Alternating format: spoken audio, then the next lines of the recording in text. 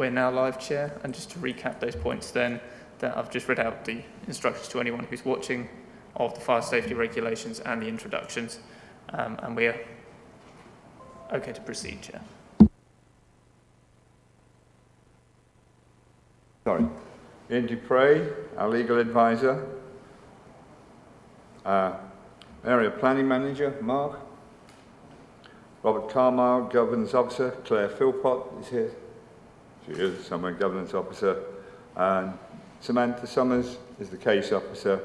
And Catherine Hale is the other Case Officer. There's none of the ward members present, so we'll move on. Apologies for absences and substitutions. Have we received any apologies for absence? We have not received any apologies, Chair. Councillor Parker. I've not received any correspondence from Councillor Parker. Okay, thank you. To receive declarations of pecuniary and non-pecuniary interests by members. Are there any to declare? Sorry, Chair, just for Lee Parker, he sends his apologies. Unfortunately, his mother died last night. So it was last night? Yeah. Okay, we'll record that. Thank you, David. Are there any to declare interests? No. Okay. Can I please now move to the minutes of the last meeting? Are there any points regarding the accuracy of the minutes? Thank you, Roy. Thank you, Chair. There's just a very slight amendment in minute number 7.5 that the word noted is missing from the Chair noted that all parish councillors have been invited to speak at the meeting, if that's acceptable, Chair, as a non-consequential amendment. Are there any other points of accuracy on the minutes? Nope. In that case, can I have a proposer, please, to accept the minutes? Councillor Ayres, can I have a seconder, please? Councillor Busby. We now have to take a... So, Chair, just now that we're back online, shall we return to the electronic voting? If we can. Yep. Okay, I will. So, members, I will just open the vote. So if members could please go to the modern.gov app and go to the plus sign in the top right-hand corner of today's agenda. There you will see the subsection of voting/attendance. And if you click on that, it will then show the vote in progress, which is coloured in the light blue colour.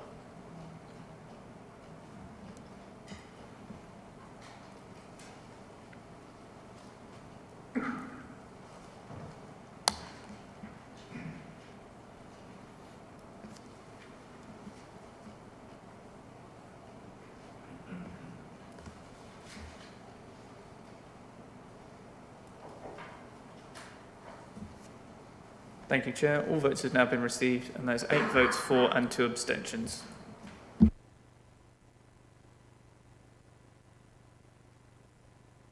Received notifications of any petitions in accordance with the Councillors and Petition Scheme.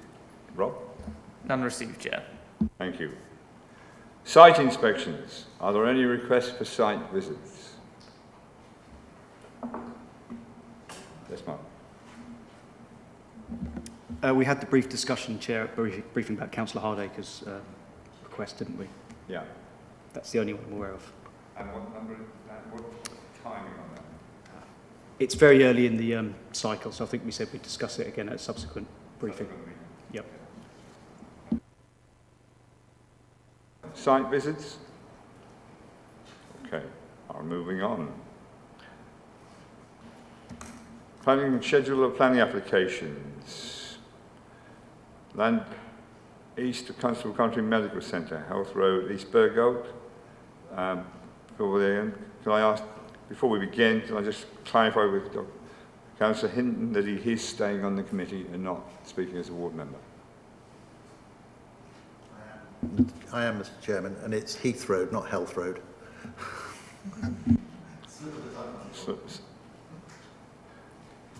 Slip of the pen, I think, yeah.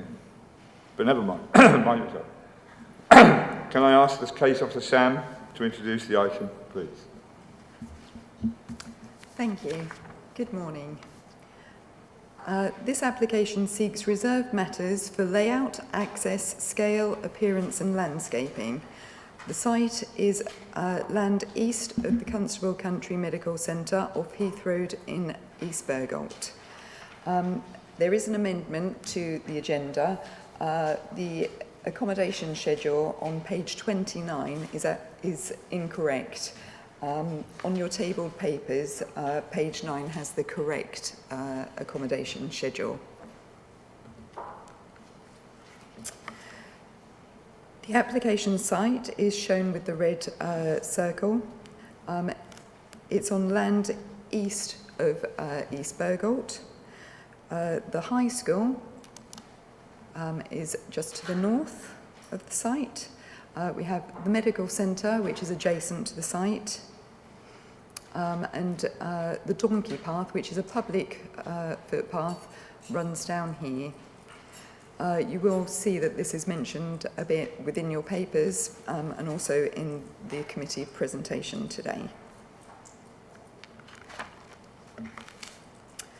Outline planning permission has been granted for the erection of up to 75 dwellings, a preschool, a neighbourhood hub comprising a swimming pool, office space and a shop, public open space, associated infrastructure and landscaping. This is the site with the high school to the north, and the medical centre is shown just here. We have Richardson's Road, which shares a boundary with that western side of the site. This is the application site outlined in red and shows the properties in Richardson's Road, just here.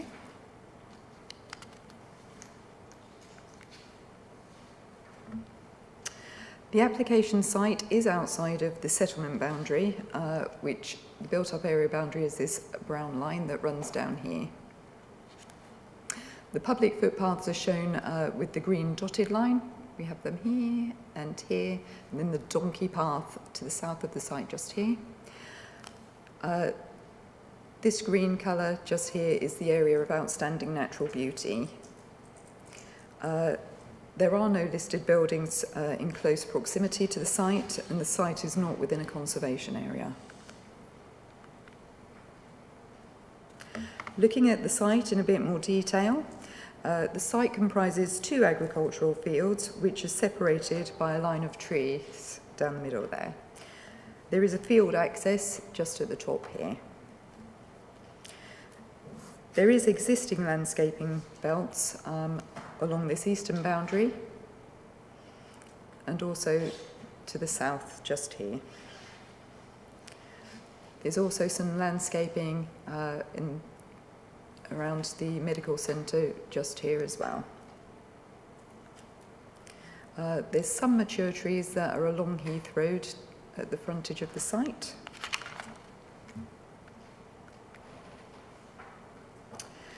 This is the indicative layout plan that accompanied the outline planning application. The swimming pool, shop and preschool are all in this area just here. There was one access point shown when the outline permission came in. However, all matters were reserved at that stage, and the purpose of showing the access point was just to show that safe access to the site could actually be achieved. At the bottom of the site here, 2 attenuation ponds are shown, and there was quite a bit of landscaping along this southern boundary that was included on this indicative plan.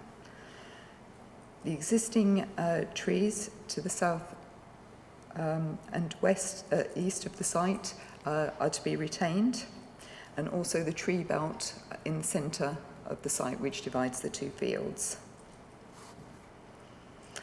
This was an indicative drawing and was not tied to the outline permission by condition. It was used to demonstrate how the site could accommodate the development proposed. Pre-application advice was sought prior to the reserved matters application being submitted. The layout of the proposal shown at pre-application stage was not acceptable and really was quite different to that shown on the indicative layout plan. 2 access points were shown, one here and the other one just here, using an access through from the medical centre car parking area. At pre-application stage, this access through the medical centre just shows access to the commercial buildings and also to all of the affordable housing which was put in this corner of the site here. The other access was really just for the other remaining housing. This resulted in a split development where the dwellings with the smallest gardens would not have access to the public open space, which is here. There was no walkway through for the affordable dwellings to make use of that space. Negotiation went on through the pre-application stage, and the developer was advised that public consultation should take place prior to an application being submitted. Because of the COVID restrictions, a Zoom meeting took place rather than a face-to-face presentation. Members of the public felt that this was not sufficient. However, because of the short time frame from when the final court decision on this site, because of the JR, and the reserve matters application needing to be submitted, the developer felt that they could not wait any longer for the COVID restrictions to be lifted. The developer did offer the parish council the opportunity to visit a nearby development in Great Bentley, which is very similar to this application in terms of the design of the houses, the materials used, and also the spacing of the houses and density of build.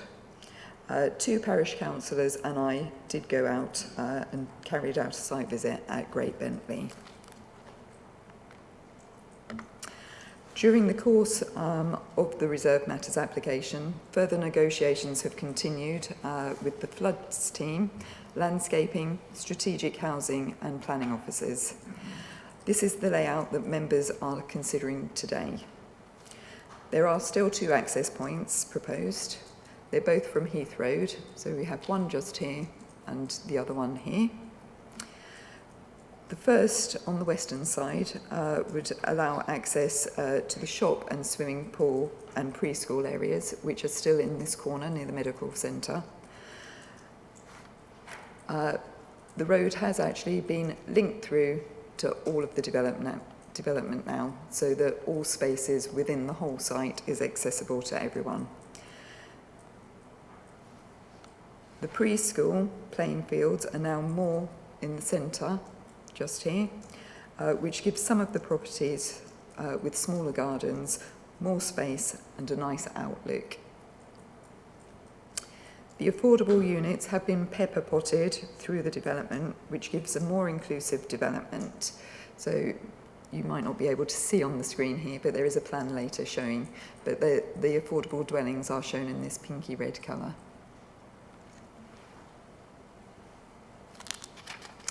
The open space has been moved down to the bottom here. There are pockets of open space around the site, with the largest being in this southeastern corner.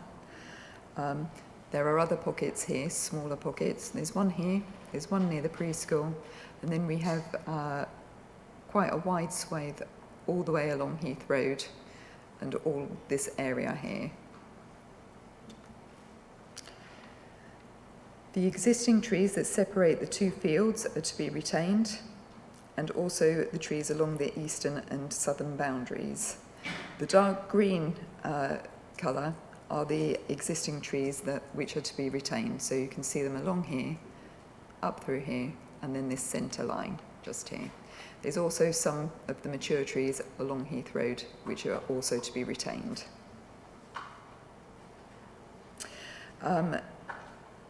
This colour here, the lighter green colour, is the proposed landscaping belt,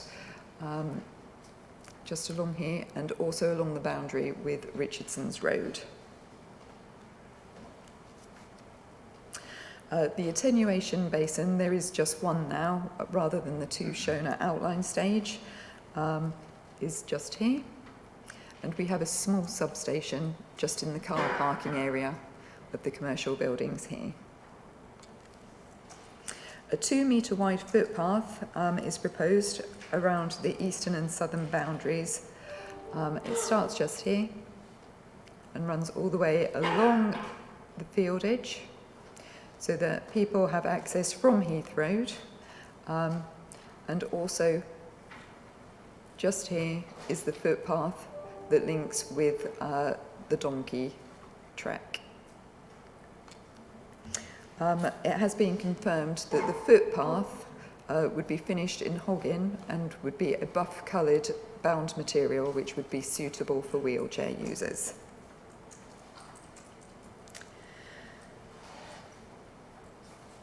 There are pedestrian links all the way through the site, mainly along the access roads. And there's also a footpath just here that links on to Heath Road,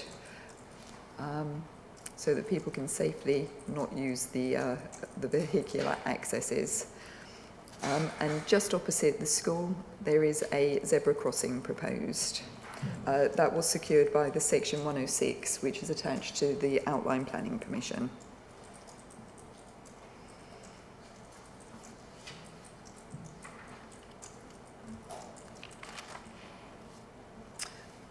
This is a breakdown of the accommodation on the site. Condition 29 of the Outline Permission required that a minimum of 30 units should be included that are 1 and 2 bedroom units. This was in line with the East Bergholt neighbourhood plan. There are actually 31 properties that are 1 and 2 bedrooms proposed. Condition 30 of the Outline Planning Permission requires that 18 of the units would be for the over 55s. This has not been finalised at this stage and will be dealt with by a discharge of conditions application. There are a high number of 4-bedroomed properties on this site. This reflects the very loose density of build on the site, and reflects probably what people would want to be moving to East Bergholt for the larger houses. This plan shows the affordable units with the yellow circles. They comprise 8 flats above the shop, 9 pairs of semi-detached houses with 2 or 3 bedrooms. Strategic Housing have raised an objection to the flats above the shop.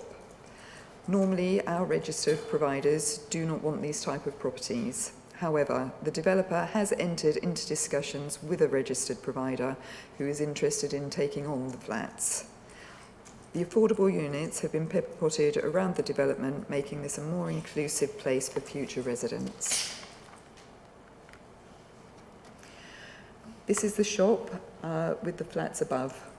On the ground floor of the shop, we have the shop area.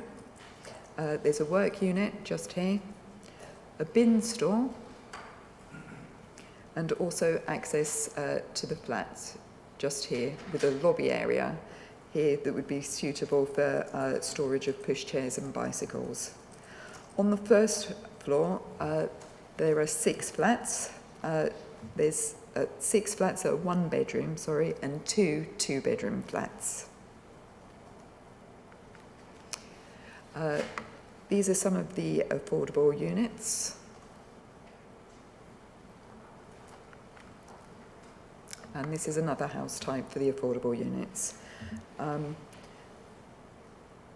These are the 3-bedroomed affordable units. Both of these house types have traditional features with chimneys, detailing on the brickwork, traditional style windows, and detailing above the ground floor windows at the front of the dwellings.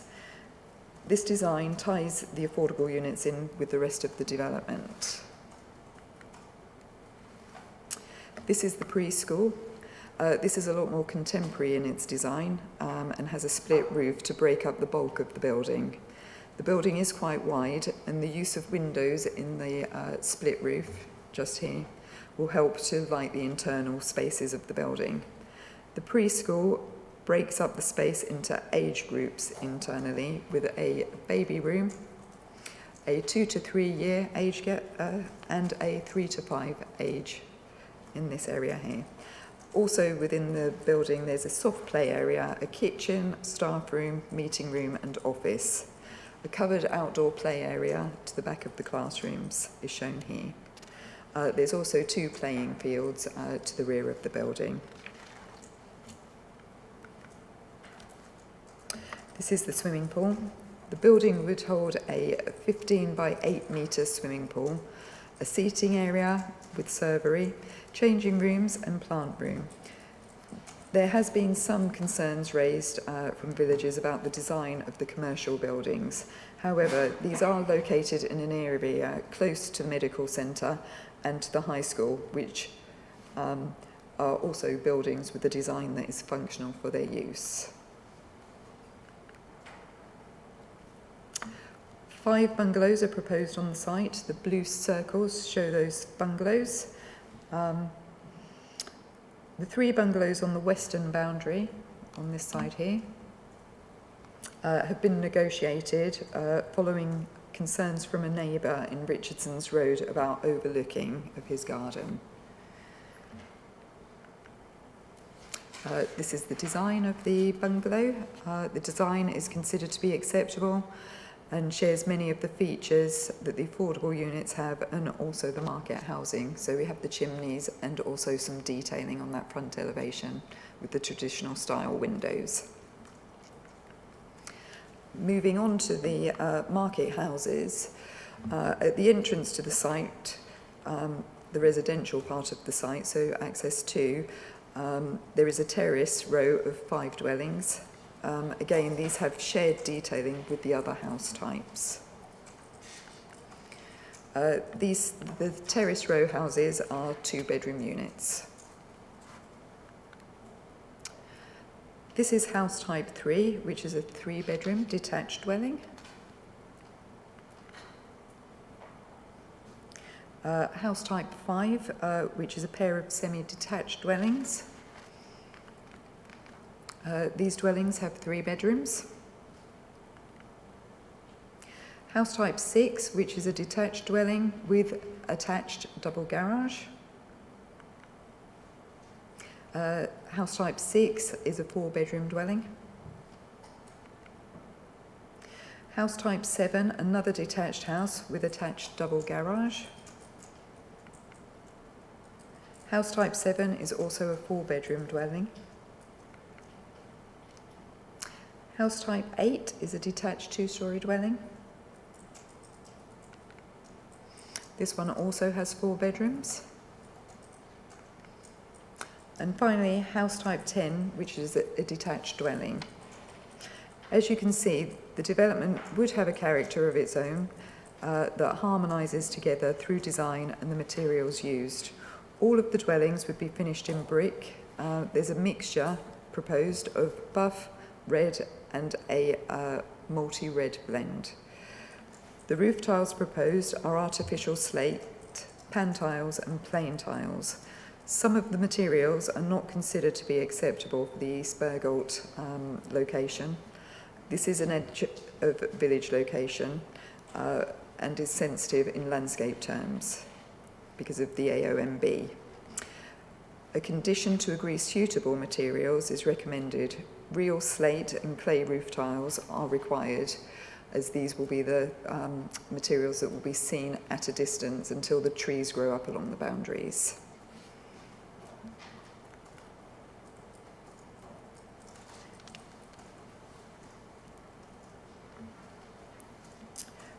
All of the market houses have either a single or double garage, apart from the terrace row, which has open air parking spaces.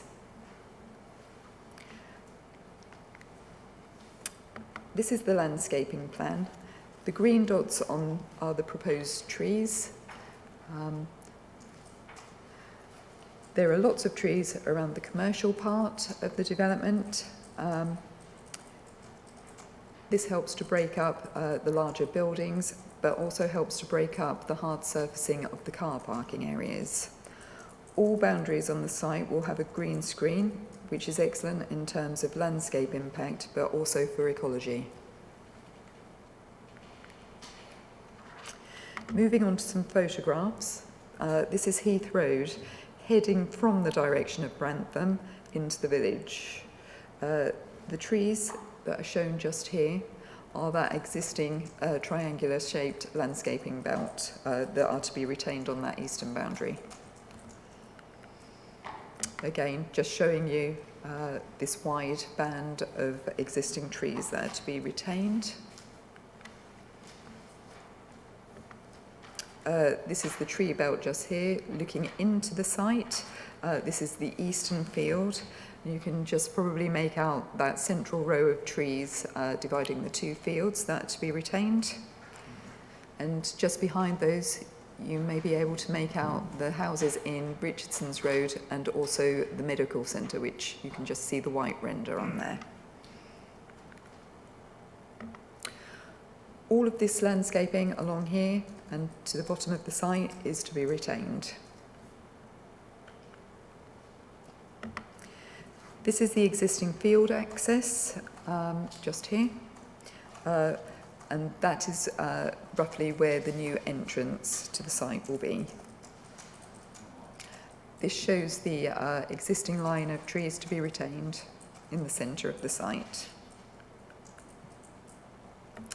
This is looking back towards that landscaping belt you can just see along here, which gives the site really, really good screening.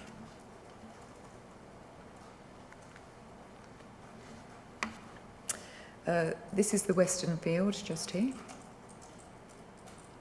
can just make out the medical centre again with the right render here, and the properties in Richardson's Road to the rear here.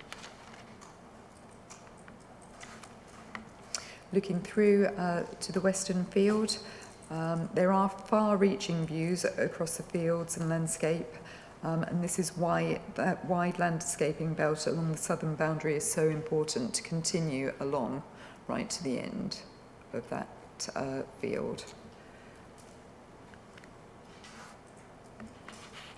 This is the medical centre just here, and this would be the position where the preschool, the shop with the flats above and the swimming pool would be, and also the second access into the site. This is looking towards the village, just moving on a bit, showing the access points for the high school and the medical centre.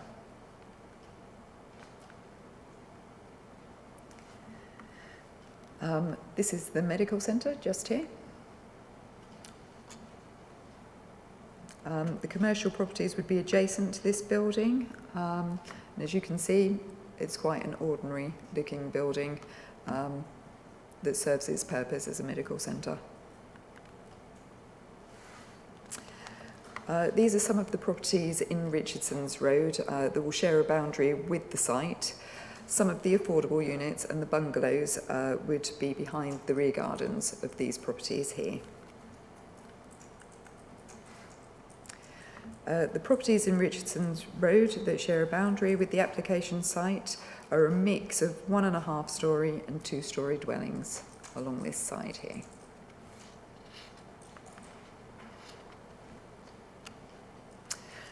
There has been some criticism about the design of the proposed dwellings. Taking Richardson's Road as an example of this, consideration of the properties, these are not historic properties. You could say that they don't really reflect the character of East Bergholt in terms of its historic core, but they do have a sense of design and place for their time. And the same can be said for the site that you're looking at today. The house design is very similar for all of them. They share detailing and materials to make it a harmonised development. There are green areas in Richardson's Road which give a sense of openness and space that reflects the countryside location right on the edge of the village. The proposed development is a lot less dense than Richardson's Road and retains its edge of village location because of its spacing and wide open spaces within the site. The large number of trees and soft landscaping proposed also add to that sense of being on the edge of the village. The design of all of the houses tie in together and give the development a sense of place. The next few photographs were taken on my site visit to the Great Bentley development, which is similar in density, house designs and materials as the East Bergholt development. So there you can see the big open space, some of the house types, and that's the bungalow type. This is one of the affordable units, however they are slightly different for the East Bergholt application as we don't have this gable end. So basically if you chop it off there, that would be the pair of semi-detached dwellings.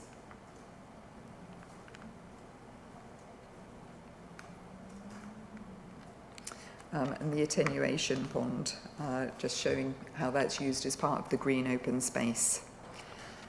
The principle of development has been established through the granting of the outline planning permission. Members are looking at the layout, access, scale, appearance and landscaping today. These reserved matters are considered to be acceptable and officers recommend that this application is granted subject to conditions outlined in your committee papers.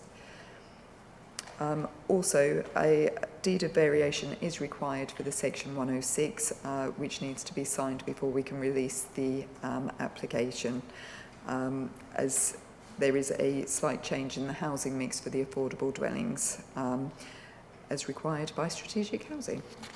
Thank you. Thank you, Sam, for that comprehensive report. If the lights come on, I might be able to read my notes. Thank you. Any questions from members to the planning officer? Councillor Beer.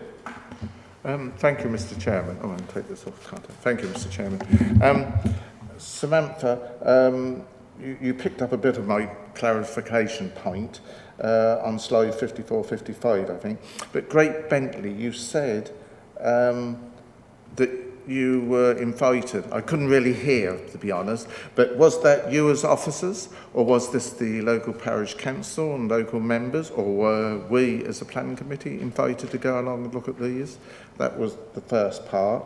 And the second question, clarification, design of pool. I read about it on pages 37.78 regarding the design. I'd be interested if you can give a bit more insight on that and what the local member might want to comment on that in due course, because that does seem to be a concern. Thank you. Yes, thank you, Councillor B. Because of the COVID restrictions, site visits for members of the committee was not allowed. However, the parish council were invited by the developer to go out and see the Great Bentley site, and I did tag along to that site because it's quite hard to sometimes to think how, from 2D plans, how buildings are actually going to look and the spaces involved. So I thought getting some photographs for members might be helpful during the presentation today. 2 members of the parish council did go out on site. There were 2 site visits actually set up. Unfortunately, some of the members actually caught COVID during those 2 site visits. So unfortunately, the second site visit was actually cancelled because of COVID. But 2 of the parish councillors did go out on site. In terms of the design of the pool, it's one of those things, isn't it? It's going to be quite a big building because it's got to house a swimming pool and all of the bits and pieces that go along with that. How you get that to be acceptable in design terms is a difficult one. We felt that the design was okay in this particular instance. Materials are to be agreed, which could help. with the building, but it is in an area where the preschool, the shop and the medical centre are all within visible links to it, and we felt that the design and materials were acceptable on this occasion. Well, I'll just come back on that particular point. So is the pool building very similar to what is already there, the doctors, the other things that you referred to? In terms of the scale, the height of it, yes, all of those buildings are a similar scale, so no higher than 2 stories. They've tried to break up the building a little bit actually by putting a gable on one end of it, so you don't just get this rectangle really. So they have tried to break up the quite big surfaces of the walls. And as I say, for its purpose as a swimming pool, it is acceptable.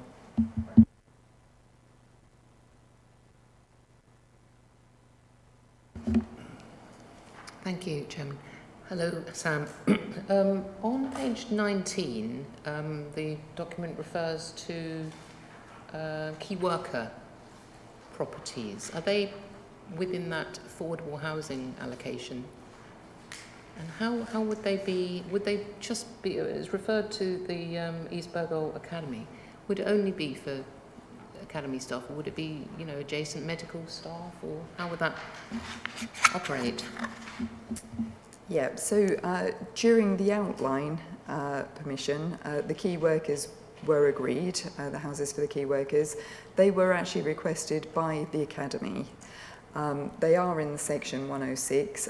There's been some talk as to how we can actually secure those as affordable dwellings.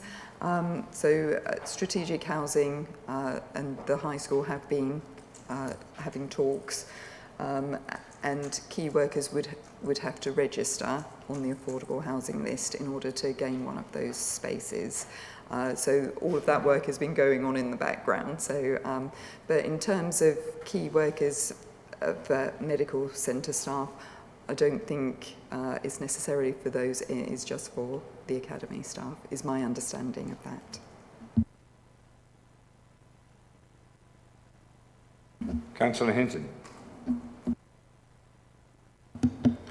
Thank you, Mr. Chairman. I've got several points in actual fact, as you could probably sort of ascertain from my notes here. But first of all, viability is a valid item in affordable housing provision and weighted in favour of the applicant. Do we have any viability data for the swimming pool, community building and shop, etc., to justify why we should build these or allow these buildings to be put in place without any real guarantee that there is going to be a viable use for them? That's the first question. A second question was, you mentioned a pedestrian crossing which had been secured by 106 on the outline. That's probably one of the very few things that were agreed on the outline, because everything else is completely up in the air, which is very unusual. We usually at least have the access on an outline application, but we didn't on this one. It was purely the numbers on the site and the zebra crossing. Where is the zebra crossing going to be put, and what did Highways say about that, bearing in mind that when the health centre was built, a zebra crossing was proposed as a 106 agreement for that, and it was turned down in the end as being too dangerous. So why is it one being put in now, and where is it being put in? Because when you look online, it's impossible to see exactly where the zebra crossing starts from and finishes. Those are the first two questions. I've got a few more, Mr. Chairman. Thank you. Yeah, so viability of the commercial properties is something that has cropped up through the life of the application.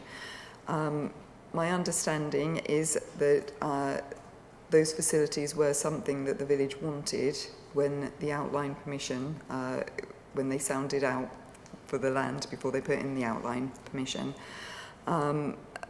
I don't know any more than that. At reserve matters stage, we can't actually ask for viability of those units. As I say, it should have been dealt with at outline stage, really. when I had the pre-application advice with the developer, I was told that talks were going on behind the scenes for all three of the properties, so the shop, the swimming pool and the preschool, and the interest for all three of those properties had already been expressed by interested parties. I don't know any more than that at this stage, because we're not looking at that, we're looking at the layout, the design, appearance, etc. today. In terms of the zebra crossing, yep, that was a requirement of highways at the outline stage. I'm not sure why it was turned down for the medical centre. It is opposite the high school, the entrance to the high school.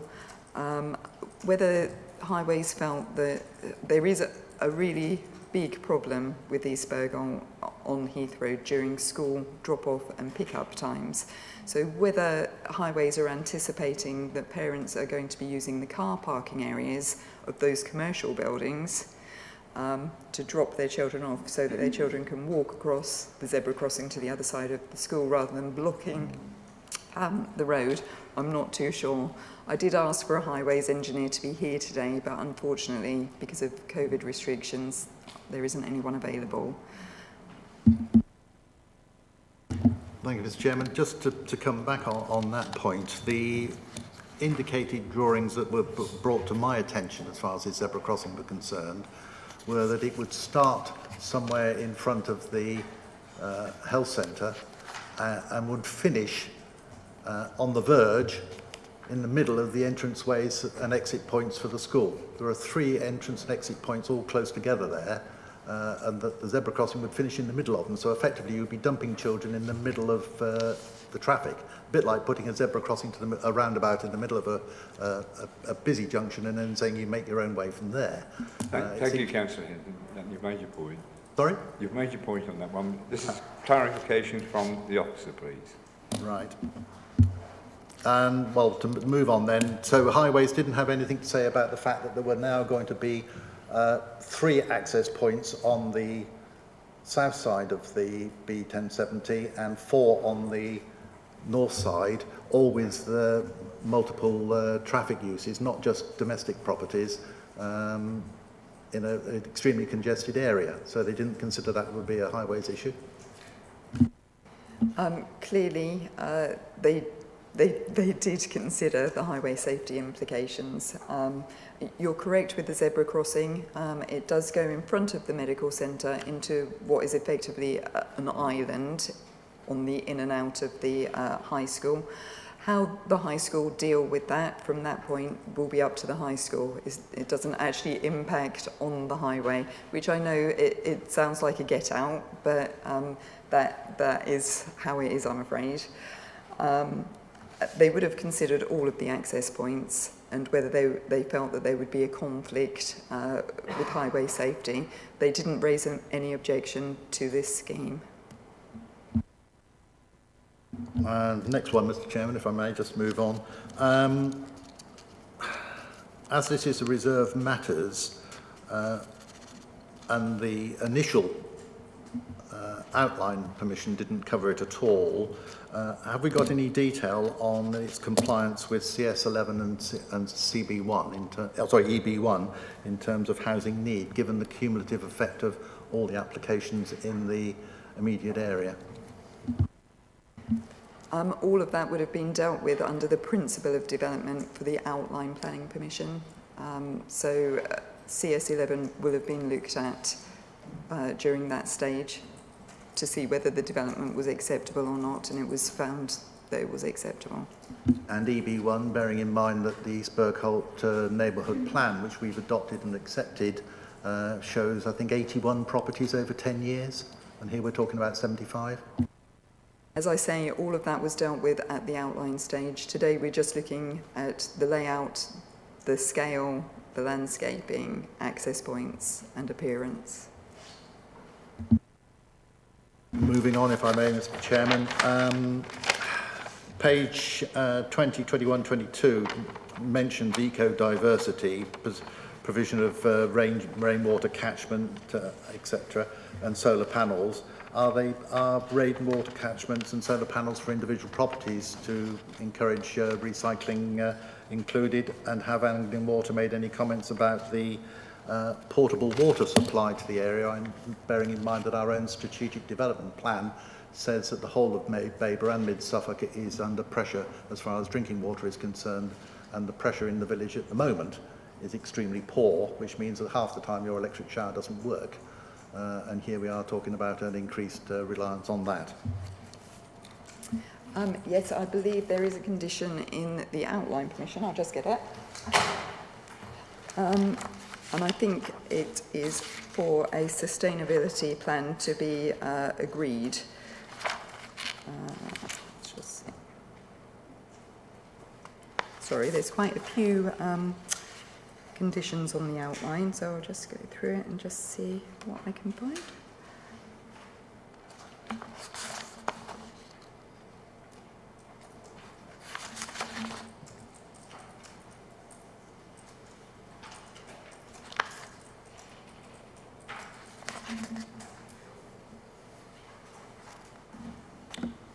Chair, I think conditions 4 to 6 are relevant, Samantha, in terms of sustainability. That's what you're looking for.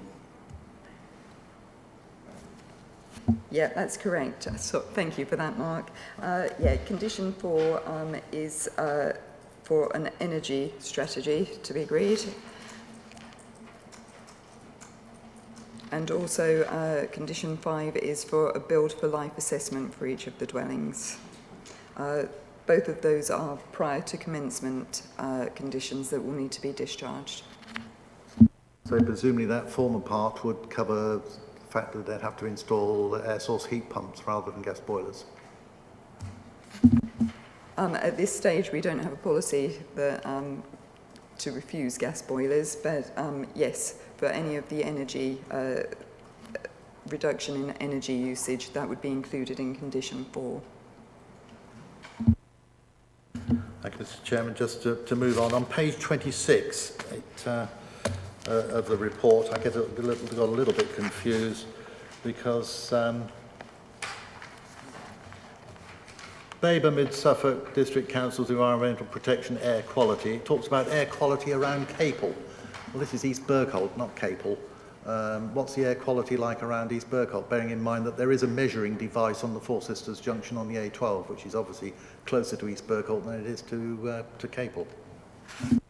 That is probably a question for our environmental protection team. I'm not sure why they quoted Capel St Mary. It's rather confusing when we're supposed to be using all this information as to make a balanced judgment on something.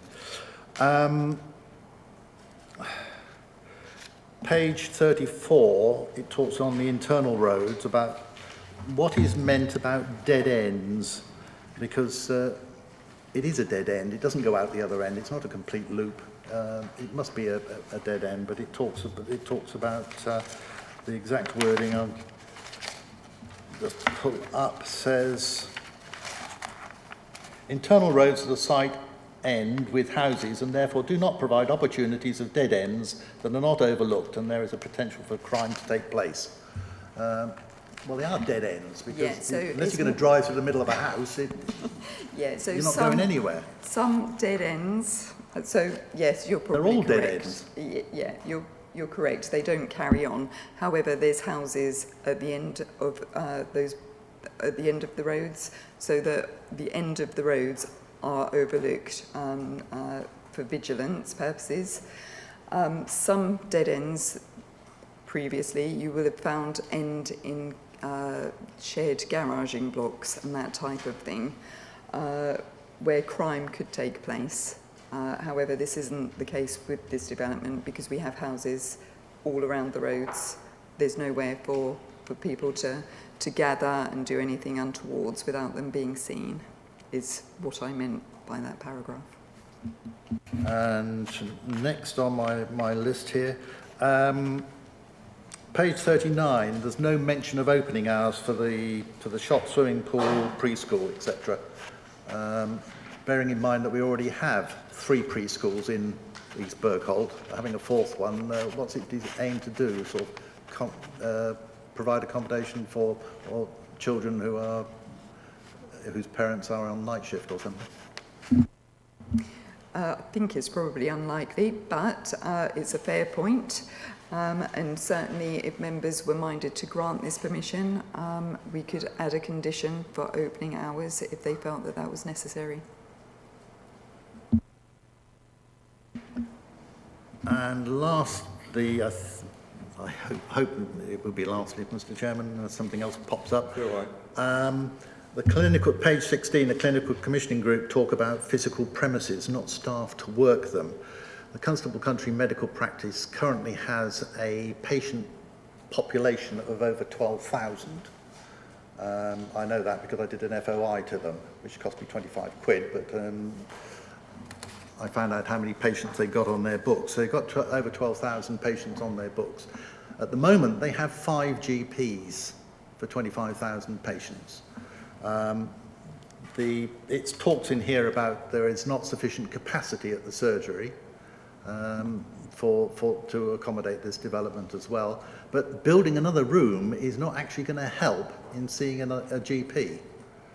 Anybody who's tried to get through to the Constable Country Medical Practice in the morning to get an appointment, it opens at 8.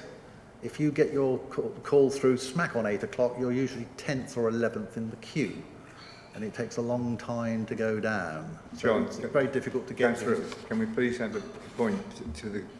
Well, bearing in mind the increasing demand for this practice, in that there's 400 plus being built in Brantham, 500 plus being built in Capel, and 200 plus being scheduled for East Bergholt, have we got a more concrete proposal from the clinical commissioning group as to how they're going to provide medical services?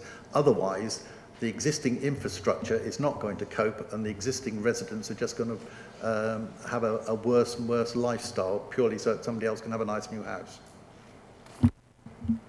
Yeah, so unfortunately the principle of development has been set for this site. So 75 houses can go onto this site. The NHS would have been consulted at the outline stage, and probably at that point in time the numbers weren't quite as high as they are now.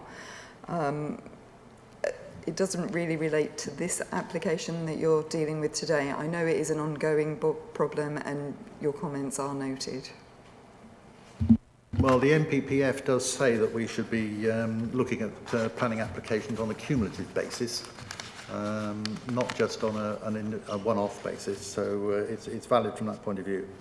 And finally, can we put something into an application? Because I appreciate that we're screwed here anyway, aren't we? We've got to grant this thing some sort of permission, because we gave them outline without them actually having to supply anything in terms of what they were going to actually do on the site. But is there some way that we can put something on to protect the ancient oak trees along the street line, extending from the health centre along there? Because anybody who's tried to get out of our health centre, especially at this time of year when everything's growing, visibility displays are non-existent. So if they're going to insist on visibility displays along there, some of those ancient oak trees are going to have to be removed. And we do have a policy of protecting and planting trees. The MPPF has a policy of protecting ancient trees. And we're just about to spend thousands of pounds mapping the trees across the district so that we can decide where we're going to put some new ones. So we're a bit hypocritical if we're now going to chop them down. And to say we're going to replace them is hardly relevant, because a 200-year-old oak tree has a good bit more carbon stored up in it than a sort of 5-foot width. As you know, there are mature trees along Heath Road. Some of them may have to be lost for visibility displays. However, none of them actually have tree preservation orders on them. Sorry, but the MPPF doesn't mention anything about tree preservation orders when it talks about protecting ancient trees. They're protected, full stop, whether they've got a TPO on them or not. Otherwise, we'd have to put a TPO on most of the countryside, just purely to allow for the prospect of somebody deciding to stick up a property somewhere. I think looking at the landscaping plan, I think it's fair to see that they're intending on trying to keep as many trees as possible, and also increasing the number of trees all around the site. And Our landscaping officer did not raise any issues about any loss of trees on the site. Thank you. Thank you, Chairman. Chair, may I clarify a couple of points that were raised? Certainly. Thank you. Can everybody hear me? Yes, good, thank you. I've been in correspondence with Environmental Control. Yes, it's a typo, Councillor. It said Capel. Our office has confirmed it will be the same response about East Bergholt, so that the assessment's been done properly. The wrong village name was put in. In terms of health, if members could look at page 15, 16, 17, it's a long answer from the NHS. They've acknowledged the development's not large enough to get a 106 contribution, but have obviously asked that the civil funding go towards increased capacity of the Constable Medical Centre. Basically, CIL is the mechanism here for any extra money which they may deem to be required for them. So that's their response to that question. And the business about trees that you mentioned, you're correct, it's not just TPO. If more than a certain amount of trees start being felled in the countryside, it needs a forestry licence. So it's covered by that branch of legislation, if you pardon the pun, that part of legislation.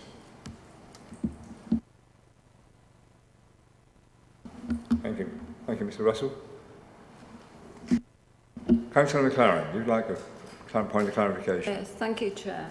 I hope these questions are relevant to this journey of the application. First of all, Sam, why did we not require some bungalows to be part of the affordable housing? I'm not too sure. That's probably a question for strategic housing, whether they felt that the other bits and pieces that were offered in terms of affordable housing were more suitable for this particular site and maybe for the village in general. I don't know. Because in other applications we have placed great emphasis on bungalows, especially in a place, I know East Bergholt, I mean people wanting to downsize but can't afford some of the more expensive properties. It would have been helpful to have some bungalows. The strategic housing team were actually consulted on the pre-application. So what came forward for the application was based on what they had to say at that stage. And I think because there's quite small units, so 6 one-bedroom flats, and you know, that's quite a high percentage really. So they felt that that's what was required. So. I've just another question, I hope this is relevant. On page 39, you look at, on the list of recommendations, of course there's a construction management plan. How detailed, considering the proximity of the academy to the site entrance, will there be extra conditions put on the developer in relation, because the times, of course, the construction times are exactly when the school is coming and going, and if you're in East Bergholt, there's a lot of buses and things like that, and all these young people, and the thought of all this construction traffic, the construction traffic going into the site, seems quite a challenge really. Thank you. So on the outline permission, a construction management plan was one of the conditions. So all of those details will have to be agreed. Suffolk County Council Highways will be a consultee to any information that is sent through. Clearly they'll take that into consideration when they're thinking about the highway safety implications. But it is to be dealt with at a later stage, not today. Thank you, Okay. Sam. Councillor Barrett? Thank you. That's just reminded me of a point on the conditions. So one of the conditions talks about shop opening hours to be restricted and deliveries outside of those times to be restricted. And the delivery aspect to me would worry, if that was conditioned tightly, would worry me, because at the moment deliveries are really difficult for shops to maintain our food supplies. And the location of that shop seems to be reasonably far enough away from the residences to not impact on them. So I wonder why that really would be necessary. And I know that at the moment, because of it's a huge shortage of delivery drivers, that shops are being dictated to as to when that delivery will come in. It's sometimes 5 in the morning. You know, they cannot get the supplies unless they agree to those conditions. So is that really going to be necessary, or could that be give some flexibility to the owners? Yep, we certainly could add into the standard condition the words unless otherwise agreed in writing with the LPA, which would give them the flexibility of having a written response from us to agree an extended time limit for deliveries.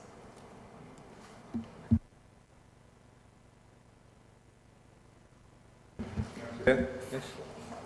Thank you, Mr. Chairman. Can I just come back on a point that Councillor McCarran brought up? And I wasn't sure of the answer regarding bungalows. Looking at this on page 29, it gives the dwellings, and it comes to total 75 dwellings. They're all houses from what I can see there, but when I go over the page 30, it says there's a mix that include bungalows, 1 and 2.5 story. It's totally confused me now. So can you perhaps explain that? Thank you. Yeah, that's not a problem. So that accommodation schedule is actually wrong in the report, and the new one is in your table of papers on page 9. I'm going to try and find that. Thank you. So, sorry, Mr. Chairman. Can I just ask, can you just tell me what they are then? Because you'll find it much quicker than I'll be able to scroll through all these 122 pages and then onto that. Yeah, so there are 5 bungalows proposed. All of them are 2-bedroomed bungalows. Sorry? 5 bungalows, all of them are 2-bedroomed. Were any of those affordable, Sam? No. Okay, thank you. Councillor Busby, please. Thank you, Chair. Could we look at slide 9, please?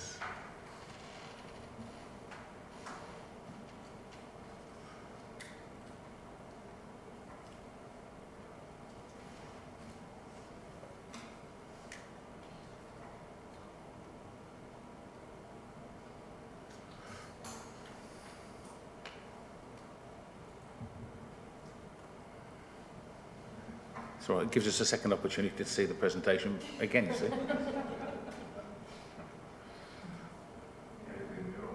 Actually, that probably would have done. Did you say 9? Yeah. Yeah.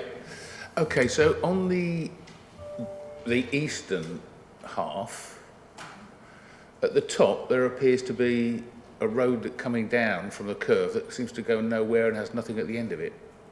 This one? Yeah, what's that about? That's to access the parking for this row of terraces just here. Okay, so that was going to be my next question was, where is the parking for the terraces and for the flats, and how many spaces are there? Okay, so the terrace parking is just here, and the flats parking would be in this allocated parking for the commercial buildings. They don't, to my knowledge, they don't have actual allocated spaces as such, but the developer might be able to clarify that when she speaks. And how many spaces were there for the terrace? Oh. I'm not sure that I can actually see.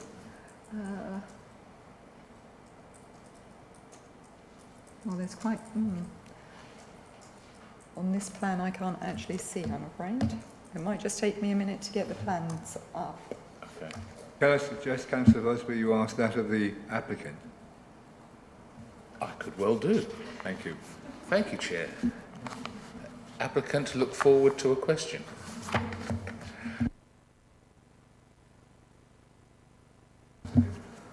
Thank you, Mr. Chairman. Just one quick one on the or two quick ones really.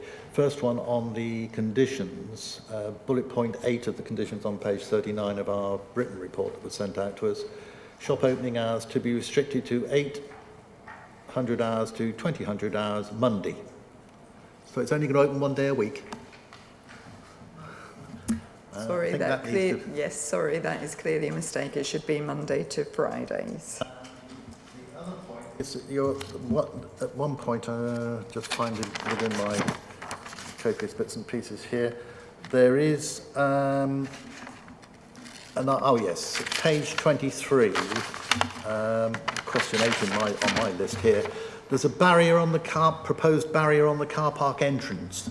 Will this not create a street parking in what will be narrow means of access to housing? And where's this barrier actually going to be?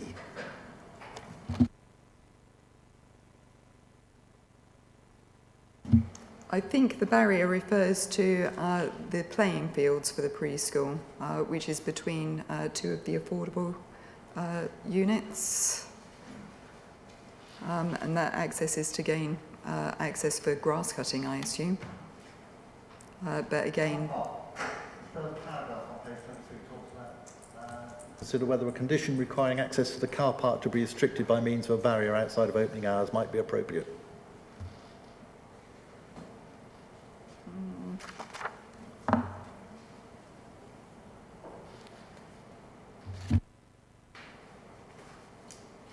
paragraph 3, did you say? No, page 23, top paragraph. Oh, top, sorry.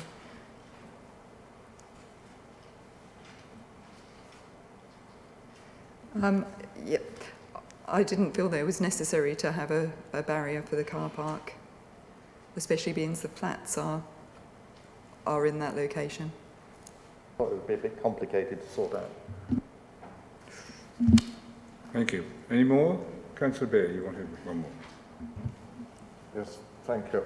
Again, it's just something that's come up from what's been said by other members. But can I ask you, do these plans reflect the council's view, and which I think is going forward, certainly in the local plan, that we're trying to encourage developers to make sure that the second bedroom in a 2, the third bedroom in a 3, and the fourth bedroom in a 4 house or flat is of a larger size. It's not a little box room, because we don't like them. We've made it quite clear over the last year, 18 months. I know this has been ongoing for some time. That may not be able to be written in, but I'd like to have thought that the officers would have suggested to them to make this additional room large enough to be used, because quite often they're not the second, third or the fourth room that is really capable of getting much more than a bed in, nothing else.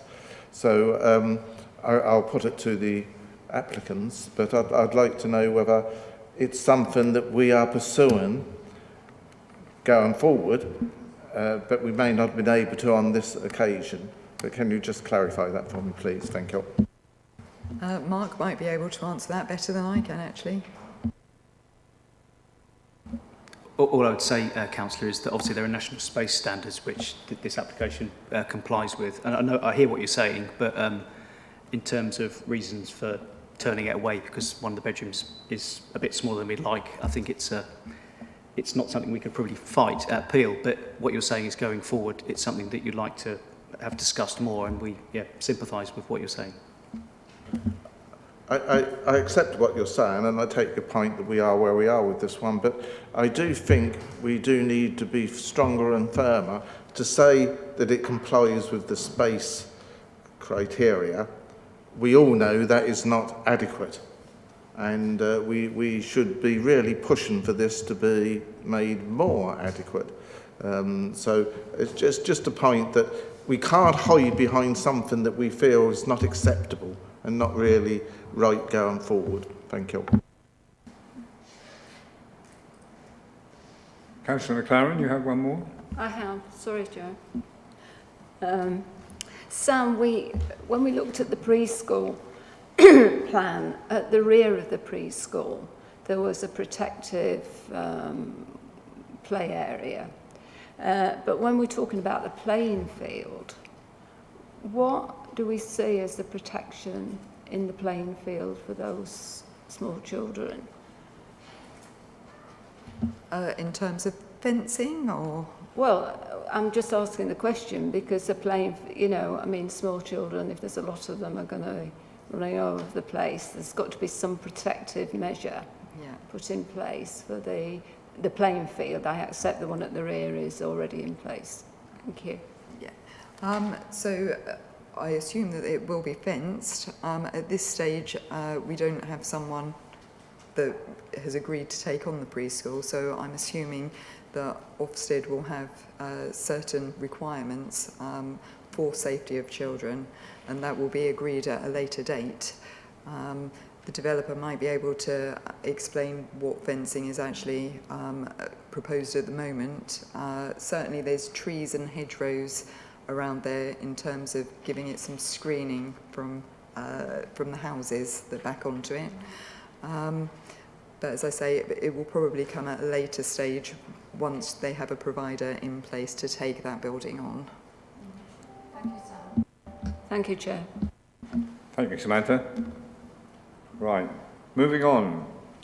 Public speakers. As far as I know, we don't have any representatives of parish, an objector or supporter, but we do have the applicant. Can I invite you to address the committee? You have 3 minutes to address the committee.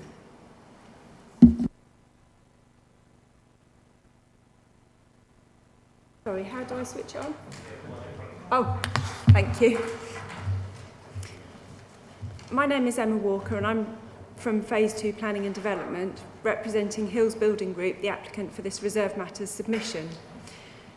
Outline planning permission was granted in February 2018, establishing the principle of the development, and we're now seeking to agree the details with this Reserve Matters application.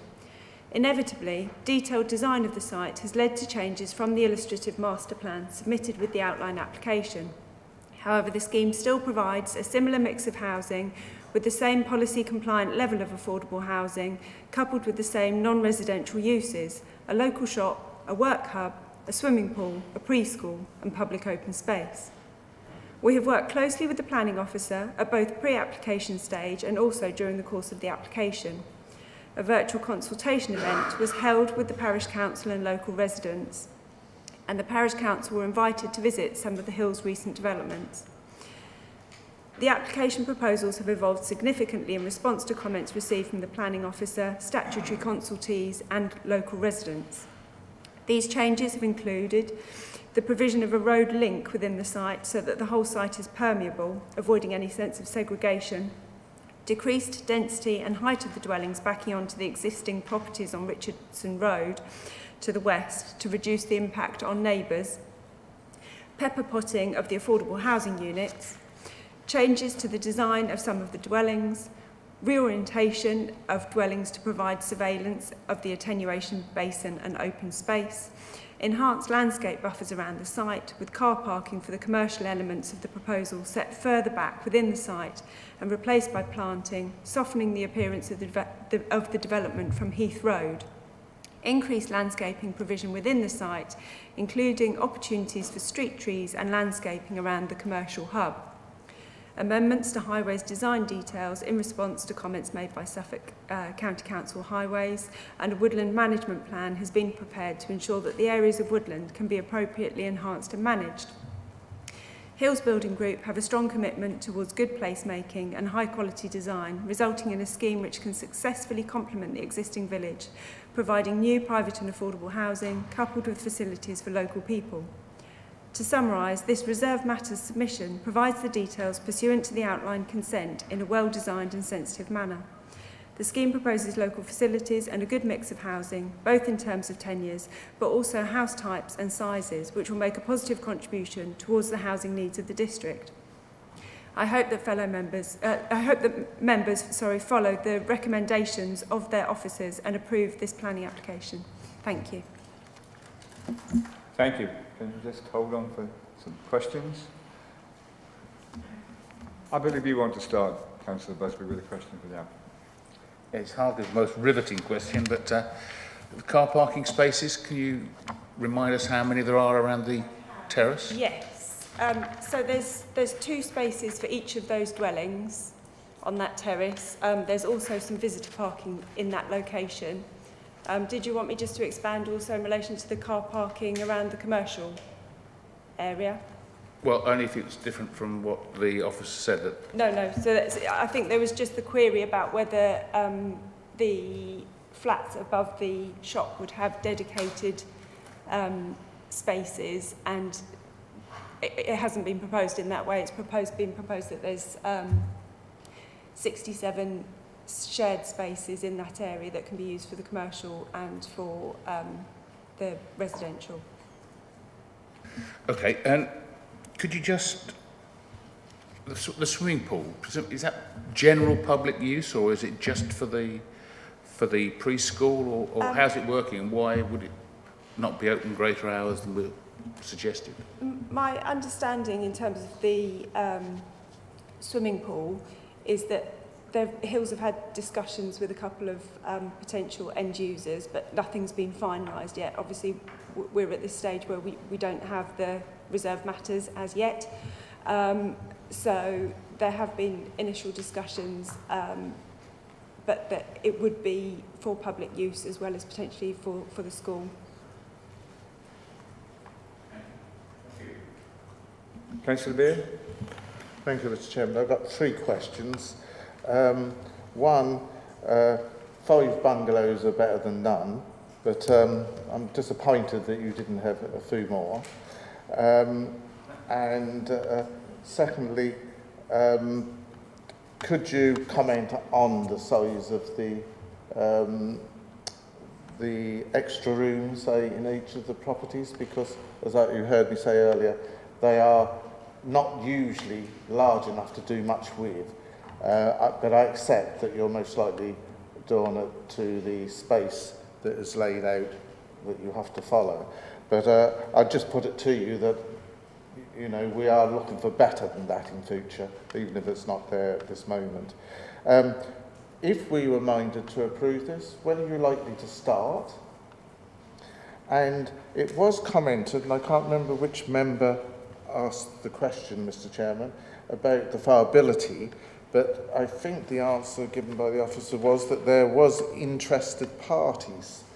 But I think that was more for you rather than us, our officers, to answer. So can you help on that one? I know you did say that the swimming pool is likely to be made available to the general public, which I think is excellent.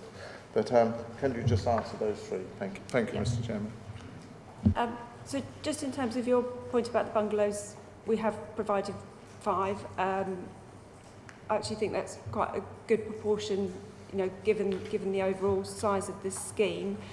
In terms of the extra, the size of the sort of smallest room, if you like, or the last room, as the officers said, that would be what has been designed has been in accordance with the national space standards. But certainly something for us to consider for future.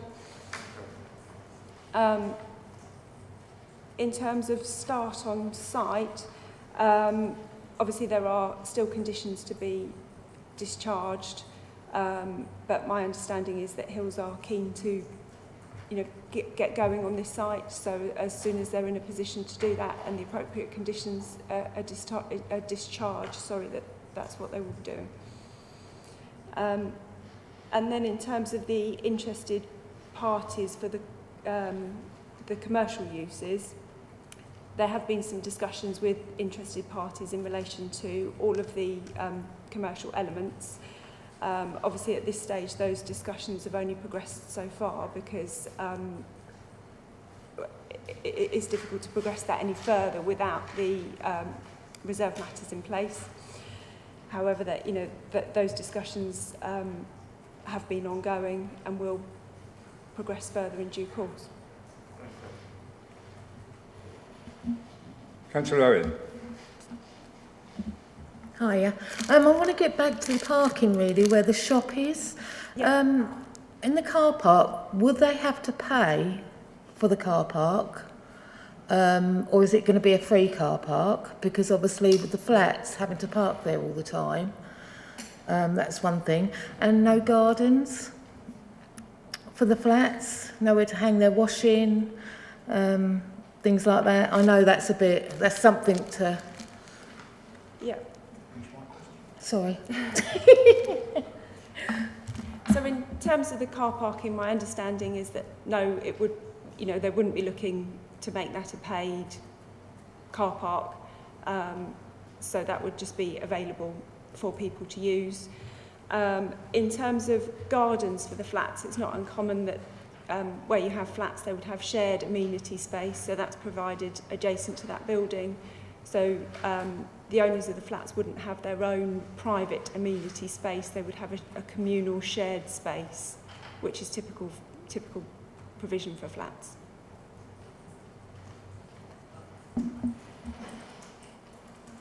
Councillor McLaren.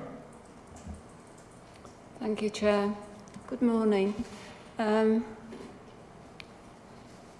What proportion of the site is allocated for over 55s?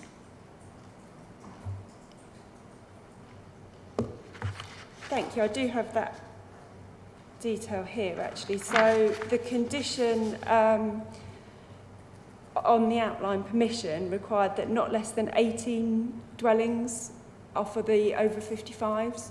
So it's proposed that that would be followed through. This application hasn't specified which those units will be. It's just intended that would be done as a discharge of condition. So those details would be submitted to the council to discharge that condition on the outline planning permission. So sorry, my speaker keeps going on. Would that include then the affordable housing? I suppose it potentially could do. I would imagine that it probably wouldn't, but that's something that would need to be discussed and agreed at a later stage. So in the light of that, so no less than 18? It would be not less than 18, that's right. So it would be 18, at least 18. At least 18 properties would be the over 55s. In the light of that, over 55 means from 56 to 96. What is the provision of public transport down here? I can't remember actually. The public transport down Heath Road. What, is there a bus service or? Apologies, my mind's gone completely blank on this. That's perhaps not quite a fair question for the agent. John Hilton, can you just clarify for me? It is on the bus route if you want to go to Ipswich or Colchester, but it wouldn't take you to the village centre, for instance. It wouldn't take you where through? It wouldn't take you to the centre of the village. No. To the church or to the community facilities in there. Yeah, you'd have to. If you got on a bus there, it would be taking you to Ipswich or Colchester. Ipswich, it doesn't go to Monetry then? No. Okay, thank you for that. And just a final question about, which I asked the officer about the preschool. Presumably you would be requiring of the contractor to provide some protection around the playing field for the preschool? Absolutely. I think as the officer mentioned, there would be that requirement from Ofsted in any event. Those details will come in due course once the preschool operator has been confirmed, and that those details will be confirmed and submitted at that stage. Thank you, Chair. No more? Thank you very much. Oh, sorry. Thank you, Chair. There's no mention of energy efficiency or decarbonisation measures, and I know there is a condition you've got to put that a scheme forward. I wondered if you could enlighten on sort of insulation, heating, that kind of thing you're going to be using for the properties? I don't have that information yet. That is work that still needs to be done. That will be done to inform the energy statement, which will need to be submitted and agreed with the council. Right, so nothing available at the moment at all? Not at this stage, but it's not actually a requirement for this stage, so it will be submitted. It'd be nice to know that. Okay. Mr. James. Councillor Hinton, one last question, please. Thank you, Mr. Chairman. Barrett, you mentioned that it would supply the housing needs of the district, yet earlier on in your presentation you talked about the specific needs of the village. Councillor Beers brought up the question of bungalows, bearing in mind that the last census showed a 20% increase in the over 75s across the district, and I have figures here as well which show that the old ward of Dodnash, which includes Bergholt and Bentley, has the highest demographic of anywhere in the district. Do you consider that the mix of housing that you're proposing here is compatible with what the demand actually is, or is it just going to soak in potentially people with more money from outside of the village, like, for instance, North London? I do think it is compatible. I think we have provided a proportion of bungalows, but equally there's nothing stopping older people occupying the 1.5 and 2 story dwellings as well. Obviously we have that restriction in terms of the occupancy for 18 of the dwellings for older people. So I think that has been taken into consideration.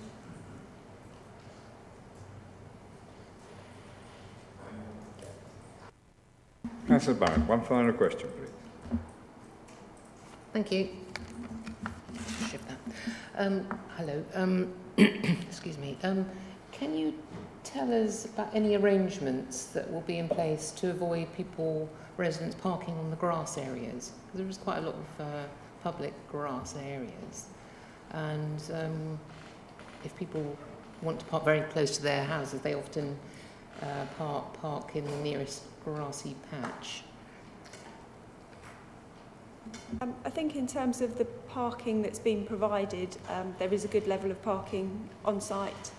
It accords with the Suffolk standards.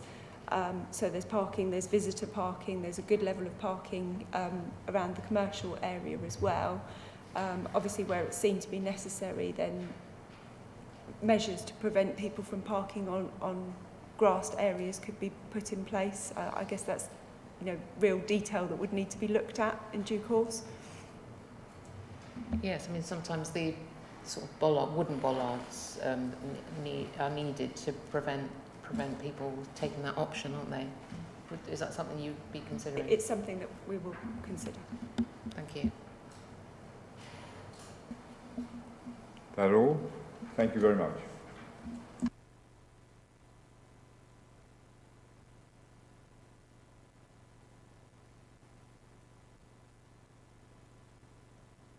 Nope. It doesn't like me, it keeps going on. I will now move to debate. Councillor Hinton has decided to stay on the committee, and normally, as we start the debate, we'd ask the ward member to kick it off, but I'd like to ask Councillor Hinton permission to get somebody else to kick it off, if we could, please. Councillor Beale, would you like to make a start? Thank you, Councillor Hinton. Well, just following on from the last point made by Councillor Barrett, regarding the park on verges, is it possible the officer can show us a detailed map, a picture of the layout a bit closer up? Because that is a very important point, that we create these estates and families have more than 2 cars, as we all know, 3 and 4. They can't park on their drive or in the garage because they're already occupied with vehicles. And so the only space left is either on the edge of the road in front of their houses, usually 2 wheels up the pavement, but in some cases they have lots of grass verges in front of their properties and alongside, and we all know what happens. They drive across, and I think we need to start to make a stand against this, because it is a problem throughout the whole of Babergh, and I dare say it's in mid-Suffolk as well.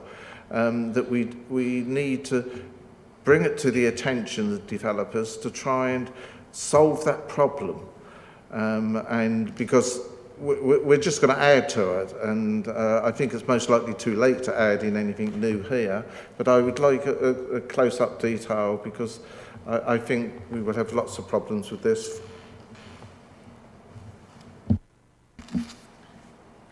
Is that as close as you can get, Sam? Yeah, I'm afraid so.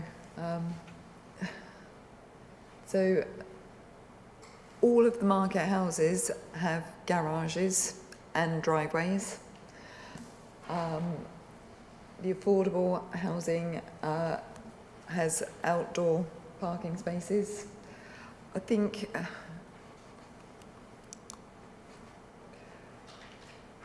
along this area here, there is a grass verge, and the footpath sits behind that, so there is some space between the road and the footpaths. I think it would be unlikely that anyone would actually park on there, because the driveways are quite large. I suppose the only vulnerable place I can really see that there might be a problem would be where the commercial buildings are, and you've got this public open space along here. So whether bollards could possibly be put along there, for example, during school times when there's a bit of a scrap for people to get parking spaces to drop their children off for school or picking them up. Can I quickly come back on that? I accept what you're saying, and I dare say we're too far down the road on this, but is it possible that we could have a condition put in for bollards, that it could be looked at, that if there's a situation as you're developing the site out, that you're going to see areas where there's going to be verges and there's a lot of nearby house building, which could mean they'll want overflow spaces, that we put in some bollards to stop that happening. You know, if we put a condition in there, there's a possibility that with discussions with officers that we could implement that with our environmental people. I don't know if it's possible, it's just on the spur of the moment.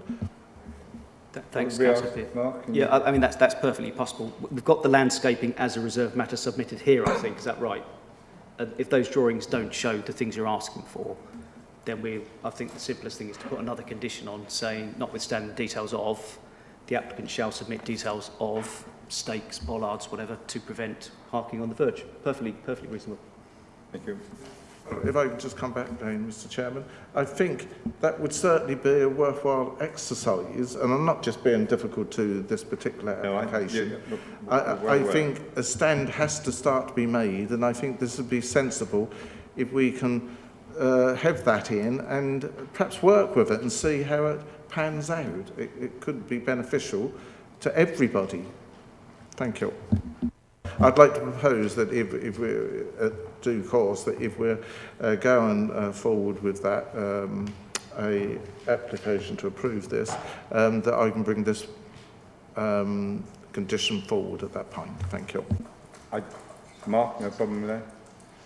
No problem. And I think we ought to charge you, Peter, with having discussions with the planning department to make sure that the green verges don't occur again. Well, I certainly think, Mr. Chairman, that's a problem for all of us in all our areas. It's something serious that's got to be taken serious.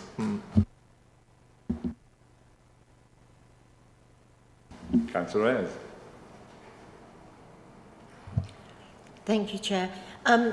The discussion about bungalows, and I have recently read quite a bit of information about this, and research has identified that it is important for those who are over 55 to have sufficient exercise. And if you're in a bungalow and you don't have stairs, you tend not to have that exercise, and it's important that you have that continue, because if you don't use it, you lose it. And a lot of elderly people tend to not use, their energy to go up and down the stairs. I live in a first floor flat, and it does me the world of good. So I don't think it's always such a good idea to, to have stairs can be useful for your arteriovascular activity. Thank you.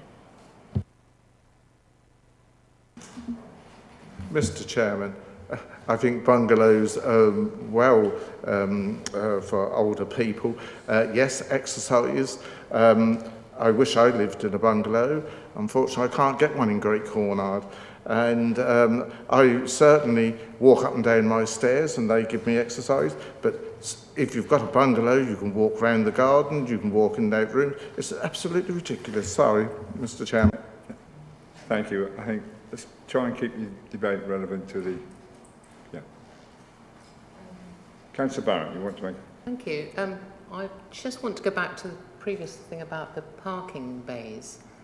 And I don't know if you can put up that slide again, because although we can condition and put bollards in and things, I think it's only human nature. You want to park very close to your residence, and I think you should be able to. And I think it's a little bit contrived for that terrace to have the parking right behind it, when those owners may feel, well, I just want to park right in front of my property. And I think they should be able to, really. Not on the verge. So I don't know, it's difficult to tell from scale and so on, whether it's possible that those parking bays could actually be in front of those houses where they will naturally want to park, and sort of pull in. Should we ask the officer, please? Yeah, in planning terms, we don't really like to see parking spaces right in front of dwellings. It actually breaks up the look of the place, really, especially as this is the entrance into the site. Is that a road in front of those? Because it looks like it's actually a road, not a path. I think it's a little bit nearer this one. Yeah, right in front of the terrace. Yeah, that is a pathway. I believe it's too small to be a road. This is the road here, and the parking is just actually to the side, so it's not far, and you can see the footpath link going in front from those car parking spaces. Well, I just think that's why we have these problems, because we don't make it easy enough for residents who want to park as close as possible to their properties, especially because of crime, because of break-in. If you can't park near your property, you are a bit vulnerable to break into your vehicles, and a lot of these people will have work vans with tools stored overnight, so it does cause a problem if they are not within the immediate eye shot of the property. So, thank you. Councillor McLaren, you have a contribution. Yes, I just trying to clarify in my mind what we established with the question that Councillor Owen asked about the drying facilities for washing for the flats, and can somebody confirm what we established with that? Was the one or wasn't the one? Could I have that slide back up again, please? Sorry.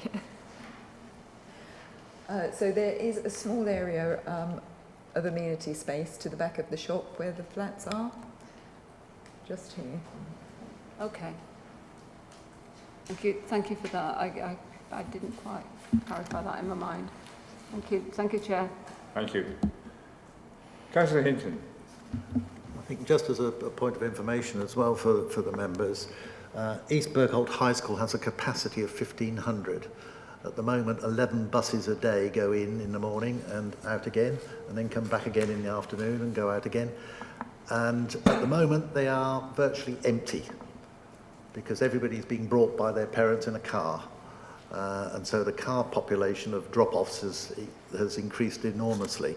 But even without that, there is a major problem along that stretch of the road. So any extra space for parking off Heath Road is going to be snapped up by parents waiting to pick up children or dropping off children. So the areas in front of the shop and everything else on this site are going to be inundated with non-appropriate parking, if you want to term it that. So it's going to be difficult. When it comes to going up and downstairs in bungalows, I have a stair lift in my house. I determinedly try not to use it, but sometimes when you're having to go upstairs one at a time, by the time you get to the top of the stairs, you're a little bit breathless. So the opportunity to have something on one level would be much appreciated.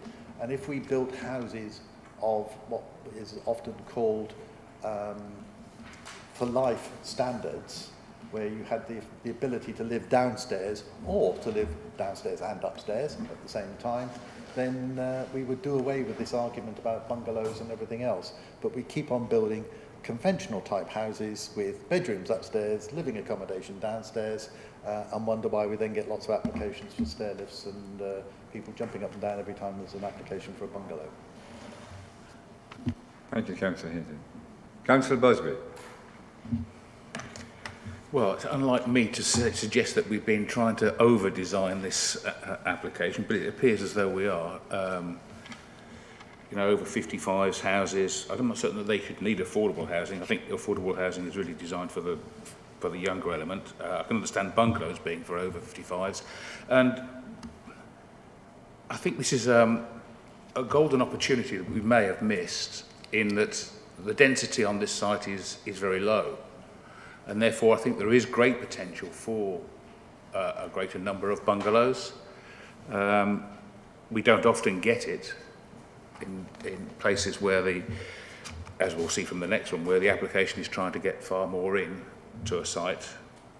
Therefore, there was an opportunity, I think, to put more bungalows. But look, I think the applicant has worked very closely with the officer. There's been a lot of changes from what was first put forward to what we're now being presented with. I think it looks fine. I think it's an interesting design. I'm glad to see that there is something other than just houses on the site in terms of employment, in terms of offers for the community. We'll have to wait and see whether they take those offers up. But I'm happy with it. I'd like to propose that we accept the officer's recommendations. With the added conditions that were suggested earlier? Well, what do you mean about the parking? About the parking. The way I see the solution to that, I do not like the idea of bollards anywhere. We've got them in Cable. They're a bloody nuisance, concrete bollards. They look awful. The answer to the parking is that you provide enough space on the site for the parking, and I think there is. Thank you. Thank you. I have a proposal. Do I have a seconder? Councillor Hinton? Mr. Chairman, I'm not going to second it, but can I just also suggest to Councillor Busby that the shop opening hours be altered so that it isn't open just once a week? Okay, thank you. Councillor Osborne, you were...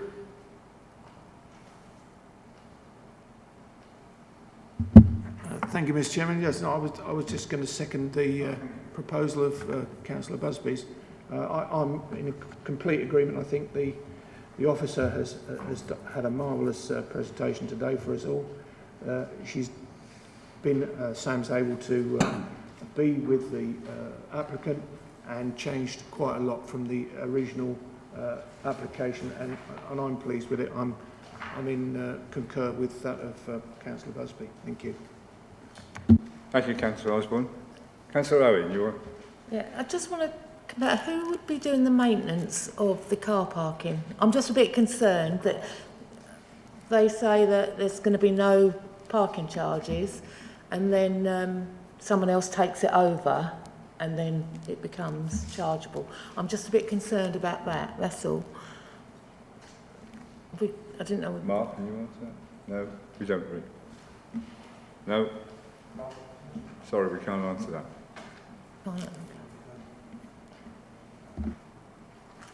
Right, Councillor Beer. Thank you, Mr. Chairman. Well, sorry, I'm not going to be able to support this because of the fact that I feel that we should have taken the opportunity to put in a condition regarding the bollards. They don't necessarily have to be concrete, they could be wooden, and they could just be perhaps raised curbs somewhere, things like that. There's opportunities to do something here, and I think we should make a start, but so I won't be supporting this. Thank you. Right, that's it. Can I get Mark just to clarify exactly what we'll be voting on? Yes, Chair, thank you. The request has been for the hours of use of the shop condition to be include days other than Monday, as in to correct that. And the other one was to add in a condition for, notwithstanding the landscaping drawings, a scheme of stakes or bollards to prevent parking on the verges to be agreed. You agree with that? And not limiting the deliveries to the shop. The hours that could be. Is the proposer and secretary happy with the limit, the shop limit, nothing to do with bollard, the shops? Yeah, the shop should be, the hours of the shop should be specified. I mean, typical hours of shop, I don't see any problem with that. And again, deliveries, I don't see any problems with the deliveries either. Okay. So that's a 3, 4 recommendation about shop deliveries. The deliveries, I know it was discussed, Chair, but I didn't get the impression that it had been accepted in any way. I just heard it being mentioned. Make it a condition? We have got the condition. We could add the wording into the standard condition about the deliveries times unless otherwise agreed in writing with the LPA, which would give them some flexibility if they needed to have deliveries, say at 7 o'clock in the morning. PV. Yeah, okay. Okay. So it's adding, the deliveries condition to be, yeah. Sorry Rob, are you getting all this? Deliveries condition to be amended with a tail saying unless otherwise agreed. That's otherwise agreed, yeah. Yeah. Is that right? It didn't have that, did it? Mr. Chairman, on a point of clarification, the officer, Chief Planning Officer, said, unless I'm wrong, that this would include restricted parking on the grass verges. Well, that's part of what I was asked and for, but I didn't think it was accepted by Councillor Busby. I know we use the words bollards, which could be concrete, wooden, raised curbs. Okay. Councillor, Mr. Carmichael. Chair, I think to provide some clarity, I think there was a slight bit of confusion in Mr. Russell's trying to help. He read out a condition that had been pointed out earlier but was not brought up by the proposer and seconder. Please. So the point that was brought up earlier about the parking of verges was read out by Mr. Russell, but I think unfortunately he'd included it in the point as that was not part of the proposal that was made by Councillor Busby and seconded by Councillor Osborne, if that's correct. Yeah, look, I don't think it's necessary on this site. This looks like a site that's got plenty of space and plenty of parking space, so I don't think it would be necessary, Peter. However, if we're saying, look, you're going to put a little white fence up or something along those lines, something appropriate, but not concrete bollards or something as heavy as that, it would spoil the look of the place. I agree with you totally that we should stop parking on grass verges, etc. But the solution to that is to provide more car parking spaces, not put obstacles in the way on the existing space. But Councillor Busby liked something to point it towards something like wooden stakes, that sort of material, rather than concrete bollards. Is that your thinking? Looks appropriate in the setting. I'm not certain stakes, a little white, as you suggested, a white fence or something. You know. Well, surely this would all be consulted, Mr. Chairman, by yourself, the officers, and perhaps the ward member. I mean, I'm not suggesting for 1 minute that we go around planting in lots of concrete posts and things, but we need to try and stop some of this unsociable parking and misuse of the grass verge, which ends up like a mud bath. That's really what I'm trying to say to you. And if you're going down that road with a condition, Mr. Russell, then I will support it. Thank you. Yeah, just to clarify, what you'd be doing, you'd be delegating to officers to come up with a scheme. So it wouldn't be, I mean, by politeness we could let people know, but there wouldn't be a consultation as such. And we could, as an informative, say traditional materials such as timber and not urban street furniture like concrete. No, thank you. That sort of thing. Okay. Councillor, thank you. One new condition. Yeah, I think Mr Carmichael will clarify what we're voting on. Now, if I can get you to clarify what we're going to vote on. Thank you, Chair. If Mr Russell, whilst I'm reading this out, could you please send me some wording to that effect so that I can put that in here for that part? So I'll read out the rest, plus what Mr Russell will send me in a moment. So if you bear with me one moment, members. So the motion on the table is that application DC 20-04663 be approved as detailed in the officer recommendation with the updated housing mix in the table papers, the correction of the opening hours for the shop, deliveries condition to be amended, and then finally what Mr Russell will be sorting out just at the moment.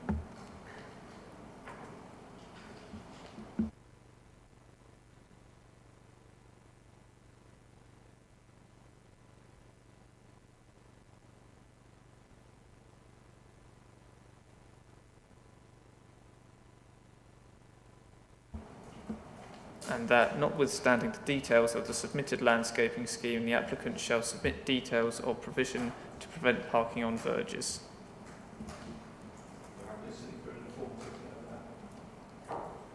Okay, so that's what we're voting on. And the informative that this should be traditional materials and not concrete.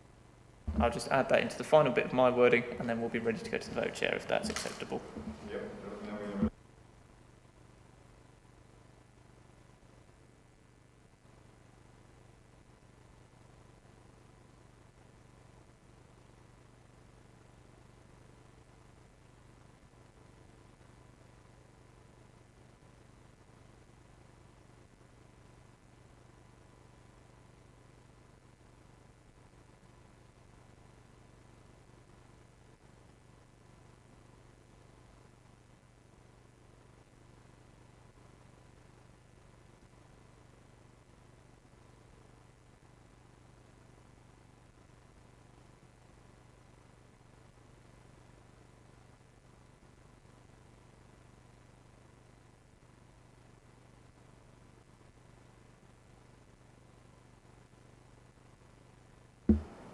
There we are, Chair. It's now complete. So if members could please go to the modern.gov app and go to the plus sign in the top right-hand corner of today's agenda and go to the subsection on voting/attendance.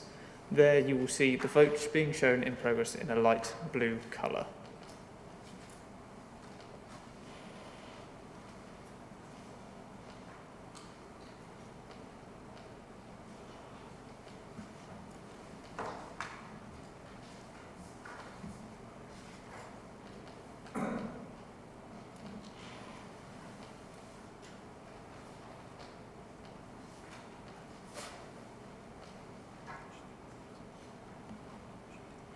Thank you, Chair. All votes have now been received, and that is 8 votes for, 1 against and 1 abstention. So that is carried.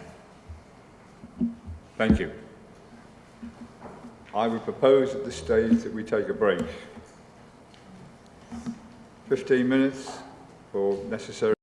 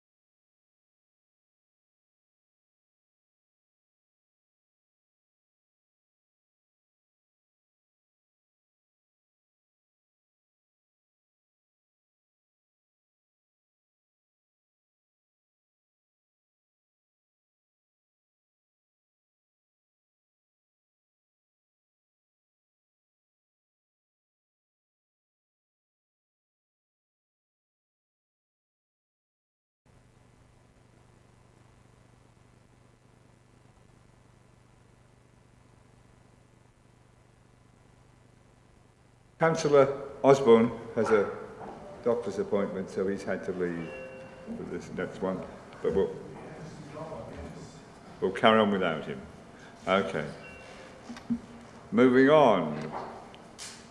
We are at DC 2004-615, Land Off Lady Lane, Hadleigh, Suffolk. Can I ask Catherine Hale to present this to us, please? Thank you, Chair, and morning, members. So before I get into the presentation, hopefully in the committee report, members will recall that this application and the application that follows are potentially linked. Now, they can be assessed and determined individually,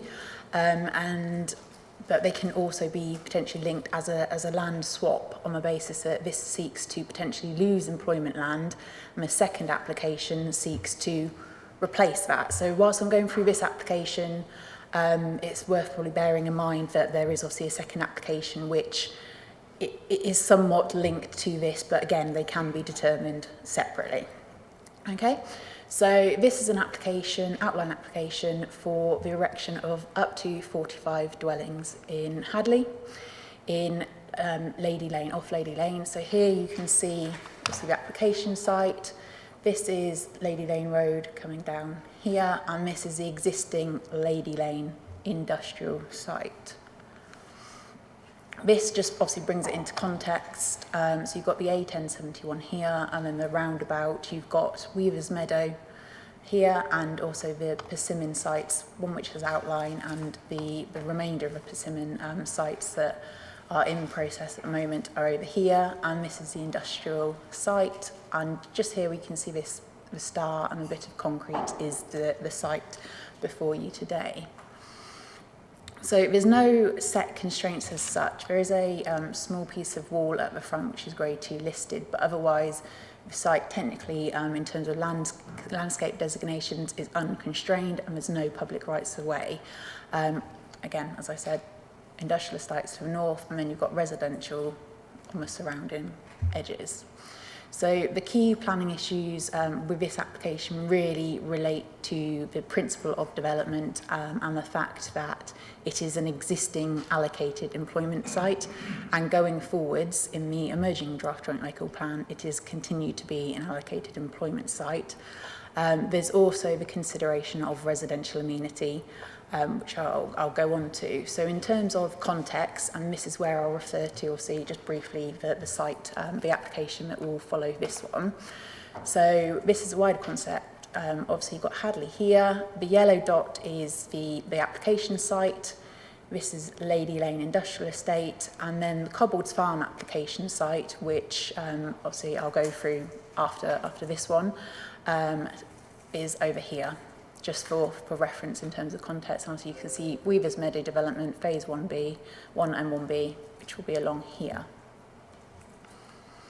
So in terms of the policy, in the adopted local plan at the moment, it is allocated under policy EM02. Most of will see it has already been built and it's Lady Lane Industrial Estate. But this parcel coloured in blue is the site proposed, and this falls within EM02 at the moment in obviously the adopted local plan, and you can see the text here. Going forwards in the emerging draft joint local plan, obviously a smaller scale shot of Hadleigh and all the allocations there, but strategically you can see here in this kind of like triangle, it is still within the existing allocation. So it's a strategic employment site and is proposed to carry on that use going forwards. So in terms of a site, the land ownership falls obviously within the applicant, and they also at the moment own this area outlined in blue, which I believe was the former Kersey sort of trailer park, as it were. So there has been some discussions as to whether the site could potentially be considered landlocked in terms of access from Lady Lane Industrial Estate. You could potentially access it through Lady Lane and this site if it was vacant, although there is a drop in topography and it does go down. However, there's also an access here off of Lady Lane, and another slightly more confined, narrow access in between the residential properties here off Oldham Road. So the site it is not considered landlocked. Admittedly, it may not be used for HGVs or B8 type of use in terms of industrial, but it could easily accommodate what was formerly B1, now would be Class E office use, where you'd just have your standard vehicles and pedestrian access out this front. So this is, again, just to remind you, it's outline matters with access and structural landscaping to be considered, but this is just a perimeter plan. The access would be here, off Lady Lane. This would propose to be sort of a cyclist and pedestrian access, which will appear on the slides later on. And again, this is obviously just the current area of land which is still allocated for employment, and whilst it's vacant at the moment, there could be applications going forwards for that site. Although it's in the applicant's ownership at the moment, there's no guarantee that it will remain in the applicant's ownership or remain kind of unused going forwards. So that's to bear in mind, particularly given the close proximity of the residential properties. Whilst there's an existing residential properties here and Lady Lane Industrial Estate, there is obviously a separation distance, particularly with a number of these units either being used for 24-hour operations with HGV movements or potentially any chemicals and so on. And this proposal would move residential dwellings a lot closer to the industrial estate, regardless of whether this was developed or not. So there is what we call like the agent of change. There is a potential that if any residential properties are here and they've suffered from noise disturbance, potentially any odour disturbance, that then this will have a detrimental impact on the adjacent industrial use. So this is the sort of topographical survey plan, and then landscaping plan, which is to be considered. So a structural landscape, so not the boundaries between the dwellings or anything, but the main areas of landscaping here. So there's open space towards the northwest of the site. This is an existing kind of buffer that falls outside the red line plan, but part of the blue site. So that would be used as screening, but as I previously mentioned, the site does slope northwards towards industrial sites, so that is higher up naturally. This is just a landscaping plan up close so you can see it. So this would be obviously open space here, and then the buffer between the existing employment site. And this is the bottom half. They are providing, and it's a requirement from Suffolk County Council Highways from a site entrance to provide a footpath down to the bus stop on this side of the road, as there isn't one at present. So this just demonstrates obviously where that footpath would be. So here's obviously the site entrance, it's Lady Lane, and it would go down towards the bus stop.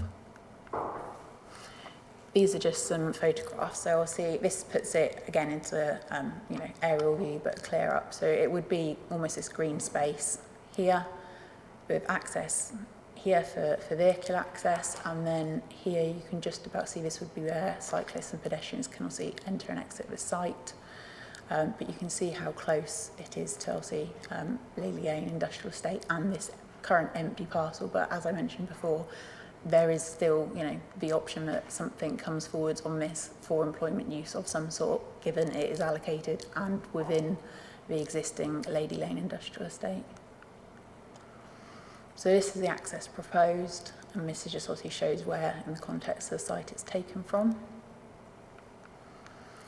This is another access to the site at the moment, but this would, as I said, be used for pedestrians and cyclists. And again, this is where it's taken from. And this is the view from kind of here at this angle to show, see, this is previously was Kersey Freight, they've now moved to Cobbold's Farm site, but it would just be dropped below where these trees are. But as you can see, there's potential for access up here. So the recommendation obviously outlined in the committee report is for refusal on the fact that it is strategic allocated employment land, and this would be a loss, and it's not considered that the offset of the application to be heard next is sufficient particularly given the fact that this site remains allocated in the emerging joint local plan. And I think the late papers before members has comments from policy who are also, that is their position, and they do not support this application.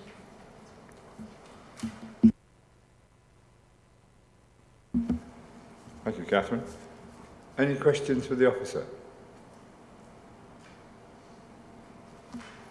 Councillor Hidd. Just a quick one for us members who have been on this committee for more than a decade.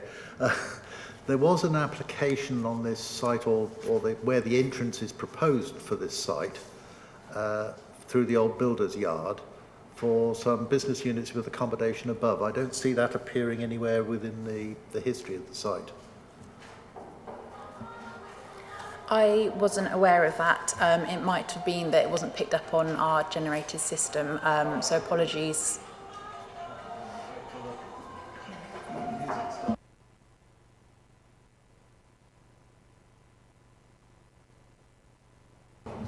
That may be a mistake on my part. I wasn't aware of that, and obviously the history is automatically pulled up. I obviously have somehow missed that previous application.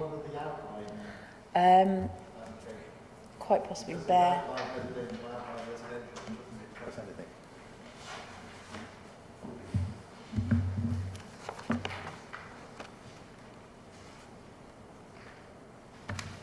Yeah, so it looks like, sorry, I just had to read the committee report. So it looks like potentially it was one of the withdrawn applications. Is that the one you're referring to in 2008? For the erection that sounds about right. Yeah, the erection of 61 units care home and 2 B1 office units. That was withdrawn in 2009. Right. Okay. Thank you. Councillor Jameson. Thanks. The recent workspaces and industrial units agreed by Cabinet for Hadleigh, I wondered if you could show where they are in relation to the business site, perhaps on slide 3 or 4. Is that for the Persimmon scheme that's coming forwards? Yeah. Because I know it's in that area. I just wondered if you...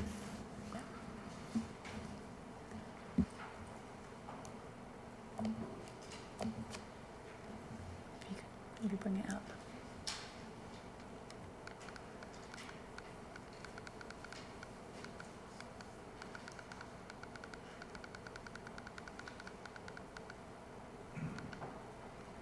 This probably is the best slide for it. So this is the Lady Lane industrial site, kind of where the yellow dot is the application site, and then this is the Persimmon development here, more or less. So there's, I think, office use coming up towards the top parcel of these sections, which is employment land, and then it will be residential. So it sits within, within proximity to Lady Lane and Hadleigh itself, and it's also been allocated in the emerging draft joint local plan as obviously part employment and part residential. So it's just off the roundabout at the top of Lady Lane, yeah? Yeah. So it would be, I think, the first junction off that roundabout, whereas when you get to Lady Lane, it's the second junction off that roundabout. Okay. Councillor Beer, you had a question? Well, I think some of it's been answered by the last question, but it's part of it is residential and part of it is commercial. Is that correct? And if so, have they done any marketing exercises on the commercial side of it? Okay, so the Persimmon site that is already in the process of going through, that is part commercial and obviously part residential. This site is purely just for residential of up to 45 dwellings.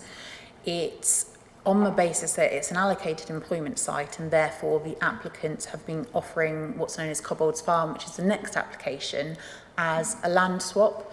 So potentially, if members were to, minded to approve this application, but they wanted to retain an area of employment, then there's a potential for Cobbold's Farm to come forwards to balance out the loss. But obviously with the Cobbold's Farm site, there are other factors to play in the fact that it's not allocated and so on, but I'll discuss those when we look at that application in detail. In terms of marketing for the employment site, I don't believe there's been any marketing for any potential B1 use or Class E uses. The agent has stated that they consider the site landlocked, so it's inaccessible in terms of linking it to Lady Lane. And obviously it hasn't had an employment use for a number of years, so therefore it makes sense for it to become residential given the existing residential properties. Thank you for letting me come back. Can I ask our legal people, surely if this is commercial usage, then we're obligated to get them to attempt to do a marketing exercise, surely? Or can this just be waived? I didn't think it could. I switched on. I think it's, in all the circumstances, a matter of planning judgment. You'll have had advice here as to what the circumstances are and what appears to be reasonable to the case officer in making the recommendation. I don't know if I can help any more specifically than that. I'm sorry, Councillor Beer. Am I switched on? I think my comment was simply that it's not a very helpful one, I'm afraid, but it's the best I can say in the circumstances. That it's a matter of planning judgment based on the facts that are established as to what is reasonable, what is achievable in the circumstances. And I think the case officer's done her best here. I don't know if I can help any more on that point, really. It's so the adopted plan policy EM24, it is set out in the committee report, and I think it is page 73, 74. That gives two options in terms of the applicant agent reasoning as to why it should no longer be employment and why the change of use. Reason one is that they've demonstrated a sustained marketing campaign, undertaken at realistic asking price, or the second option is that the site is unsuitable for continued employment use. My planning judgment and professional opinion is that obviously they haven't undertaken one, they acknowledge they haven't undertaken one, but they believe the site is unsuitable because it hasn't been in employment use for a number of years, and they consider it to be landlocked. Whereas I don't necessarily consider it to be landlocked because, as I've demonstrated on the previous slides, there is access, admittedly potentially not for HGVs and industrial B8, but office or light industrial could go there, and therefore, you know, as my recommendation says, the policy allows and states that it should retain its employment use. The agent who, perhaps when obviously he comes to speak later on and any questions, he can clarify his reasoning as to why he thinks, you know, he can use EM24 to say that it should be residential. But yeah, that's the reasoning, and it is set out in the committee report as to what the agent needs to do to demonstrate that it's no longer suitable or viable. I hope that helps. Mr. Chairman, sorry to come back. That's confused me even more, because you're saying that it's not landlocked, that it is considered by you to be commercial. The applicant considers it should be residential. If it's considered by us to still be commercial, then surely they've got to go through an exercise. That's what I can't understand. It can't be both, surely. I don't think, I don't believe it can be both. It's allocated as employment at the moment. In the joint local plan that's emerging, it's still allocated as employment. The applicant obviously is requiring for, you know, a change of use and to create residential dwellings. If you go against that, my recommendation of refusal to keep it, you know, so we make sure it stays as employment, then they can put obviously the dwellings regardless. But what I'm trying to put across is that we're trying to continue its employment allocation. The agent are justifying the residential element to be acceptable because they believe it is unsuitable as employment and will continue to be unsuitable.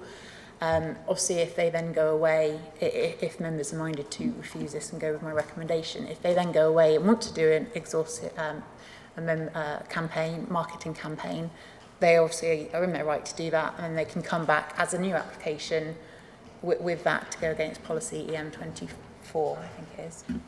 Yeah. Okay. Councillor Barrett. Thank you, Chairman.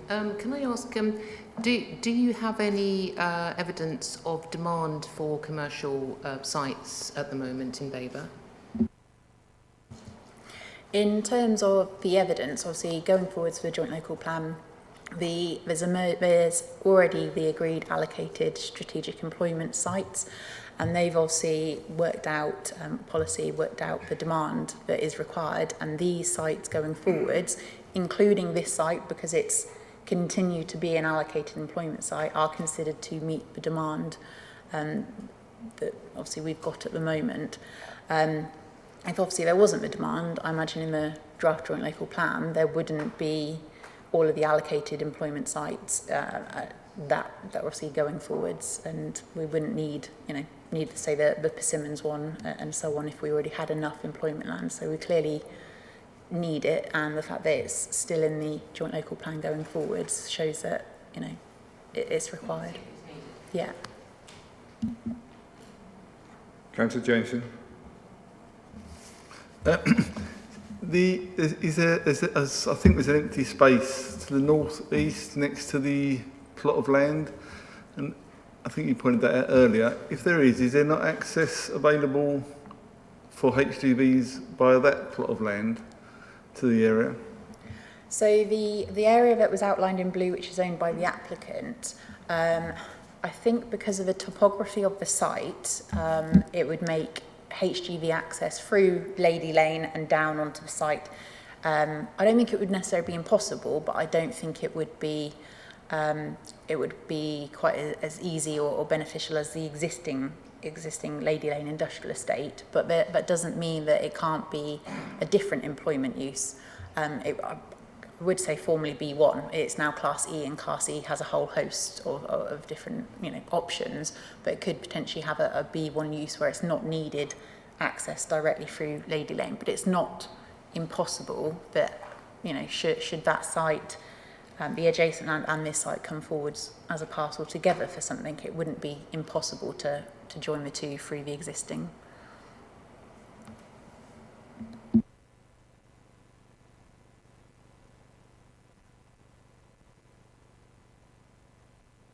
Councillor Bitt. Okay, thank you.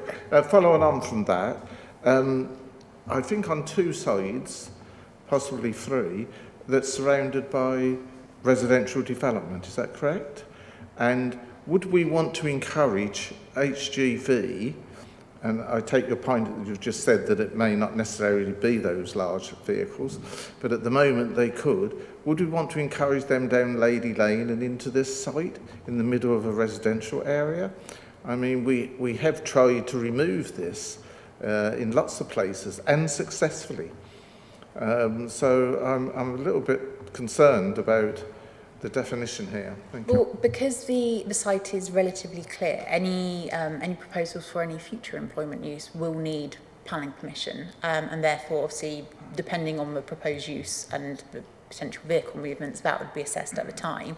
But no, we wouldn't advise HGVs, going past the industrial site and into this parcel of land. And also, given the existing access, that there isn't sufficient room for a vehicle in and vehicle out, they could use Lady Lane Industrial Estate and come in from the north and access the site. But as you say, that the site is still then closer to existing residential properties, so a residential amenity would come into play.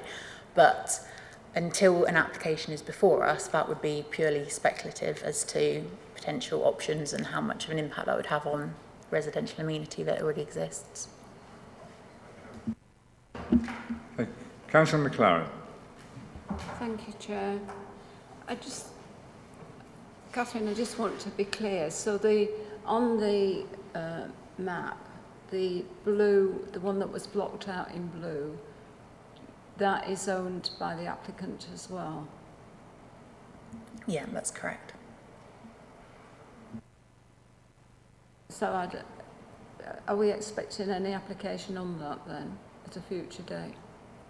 I couldn't say. It might be one for the agent or potentially the applicant. Councillor McLaren, I don't think it's relevant. Yeah, I just wanted... Right. Thank you. Sorry, Chair. Thank you. Councillor Busby. Can you put the picture of the site up again, please, Catherine, is it possible? Yeah, which one? Well, not that one. Yeah, that'll do. Any one of those. Okay, let me get to it. You pressed through too many. Anyway, There you go. well, this is why you should have had a site visit, because I went there last night and drove around it and saw, I mean, I know Lady Lane anyway, but visited the site, walked round it, walked up Oldham Road, etc. So I now know what it looks like and what it feels like. And the answer, you wouldn't be asking these questions if you'd had a site visit. Access from Lady Lane is almost impossible. It could be done through that kind of what looks like a grey blob, but there's quite a considerable height difference between the Lady Lane industrial estate and that other piece of land that's under proposal now. Access is from Lady Lane. It's possible, but as Catherine said, you probably wouldn't want to drive an HGV down there, but there again, you probably wouldn't want to drive an HGV down Lady Lane and turn into anywhere because it's quite a steep hill. But that doesn't mean that that rules out every aspect of employment. There are still employment alternatives that you could use that don't require HGVs going in there. It's not, as you can see there, it's primarily bordered on the western side by houses along Oldham Lane. They're it's a fairly old road, Oldham Lane. There's parking both sides of the road on the road. So access would be very difficult into the site from Oldham Road. You'd have to go in through Lady Lane. There is a considerable drop. To me, it's a buffer zone. It's exactly got its right allocation as it is now.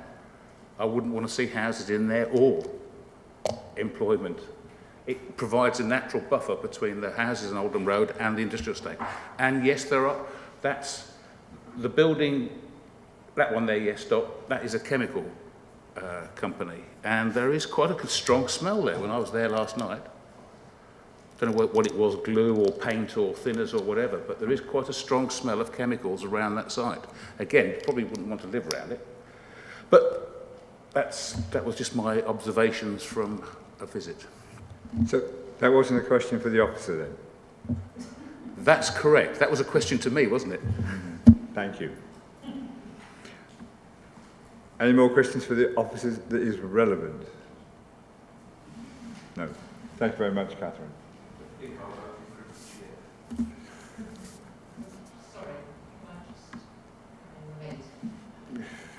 Carry on.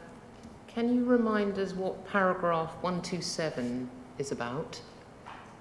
Because I think it's referred to in your papers and its relevance to this application.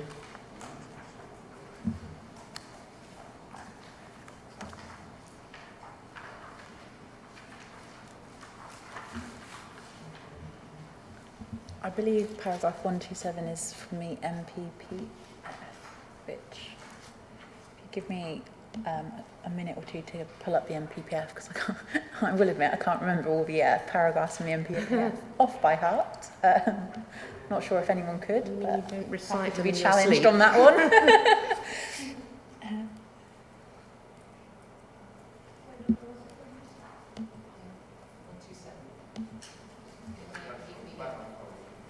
Okay, so its planning policies and decisions should ensure that developments will function well and add to the overall quality of the area, not just for the short term, but over the lifetime of development. They are visually attractive as a result of good architecture, layout, and appropriate and effective landscaping, sympathetic to local character and history, including the surrounding built environment and landscape and setting, establish and maintain strong sense of place, optimise potential of a site to accommodate and sustain an appropriate amount and mix of development, and then obviously create places that are safe from crime and so on. So it's to do with the overall kind of design of the site, that policy, in terms of, well, it's all encompassing.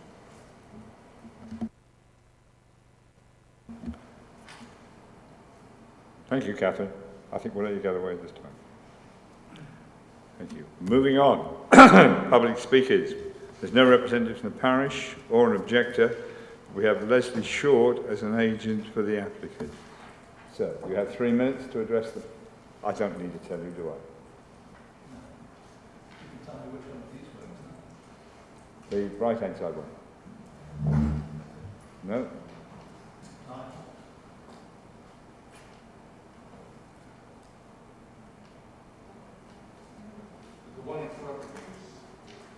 Here we are. It's working now. It's on. Thank you.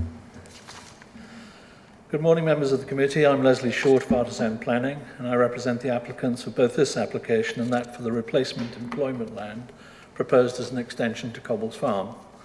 I want to turn straight to the officer recommendation for refusal before you today for this application for the Lady Lane site and listed on page 82 of your report, and to address the two reasons in turn. The first says no housing need because of the housing land supply in the wider Babergh district. Can I draw the committee's attention to the housing needs analysis for Hadleigh submitted by the applicant, which demonstrated exactly the opposite. This detailed assessment concluded that there will be a residual need for housing in Hadleigh over the next 5 years, over and above that which is being delivered, of around 150 to 200 dwellings. We've demonstrated that there will be an ongoing local housing need for Hadleigh, which will not be met, and so a sound planning reason to approve this application. Nowhere in the officer's report have I seen that assessment countered. Turning to the second limb of refusal reason 1 and to the specifics of the application site, it has lain dormant for over 15 years. Its origin as part of the Lady Lane industrial estate is historic in that it once was accessed through the main part of the estate, and that connection was lost some 15 plus years ago. It is physically separate and distinct from the rest of the industrial estate, and as part of the allocation now only has the land into Oldham Road as an access, and that is spectacularly inadequate for the purpose. That section of the site which fronts Lady Lane is not part of the employment allocation and never has been, and nor it is in the council's new draft plan. In terms of its topography, it is physically disconnected from Lady Lane allocation, which is set at a much higher level, and there is no possibility of a connection between the two. This is accentuated by the presence of a 2-metre high landscape bund present on top of the scarp face, required as a condition of the planning for the use of the higher placed land. So what you see here is an example of an absence of any planning analysis of the true potential of this site to realise and deliver the council's employment land allocation. And that slothful planning, resulting in the repetitive allocation of the Lady Lane industrial estate over 15 years and through successive versions of the council's local plan, is the reason that this land still sits there today, as it will do at the end of your next local plan, unless you get to the real position as it exists today. The second reason for refusal relates to the juxtaposition of the main body of the estate and new housing. All I say to that is that we've produced every assessment that we've been asked for, and there are no technical objections from any of your specialist officers on noise, odour, or any other form of pollution. I urge you to either approve the application as submitted or to defer it so that the committee can undertake a site inspection and see and understand how this site can never be a realistic part of the council's strategically important employment land allocation. Thank you.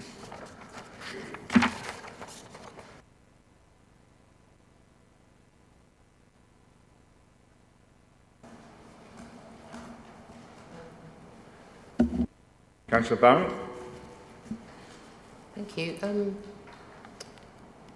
Don't know whether I'd missed what you're saying because you still got your face mask on.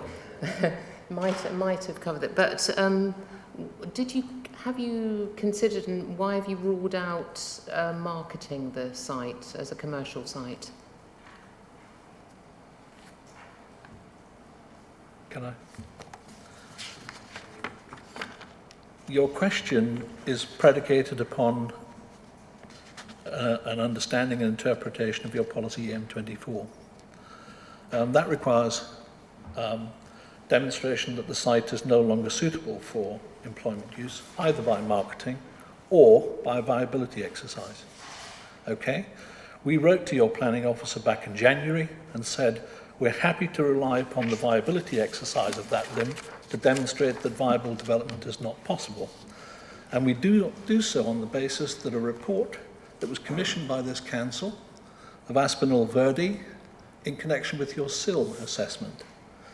In the letter that we sent to your officer back in January, it concluded, or if you like, quoted paragraphs from the viability assessment of development in Babergh to justify your SIL regime.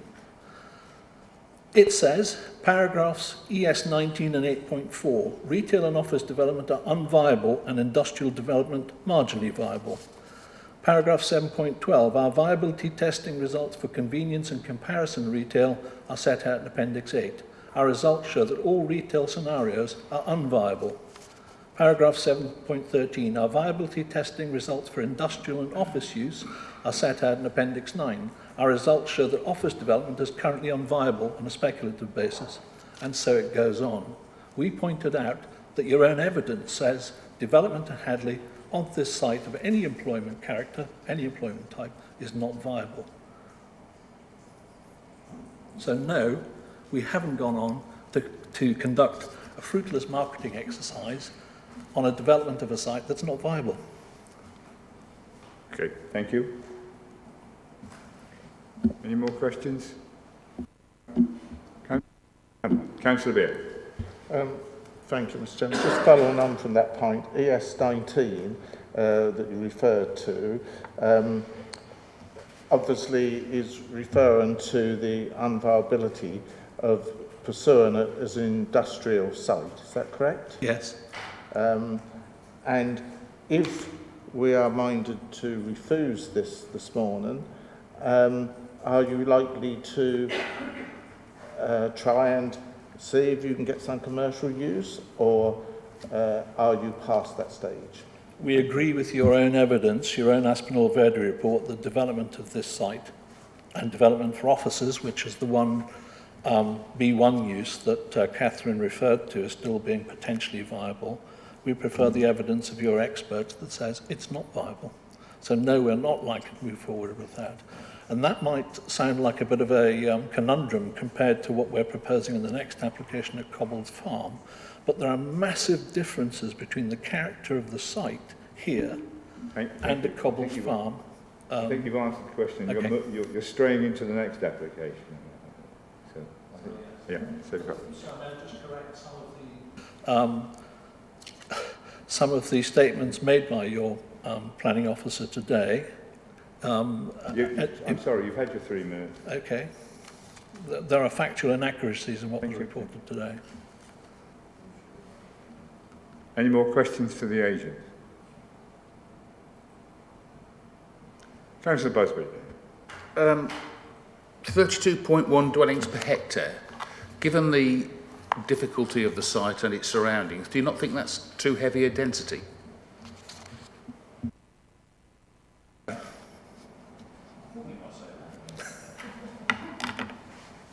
I think it's quite a modest density by contemporary standards.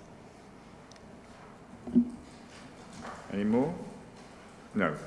Okay, thank you very much.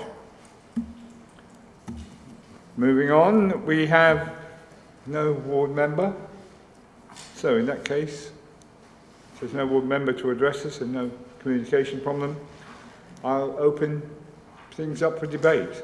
Would someone like to start?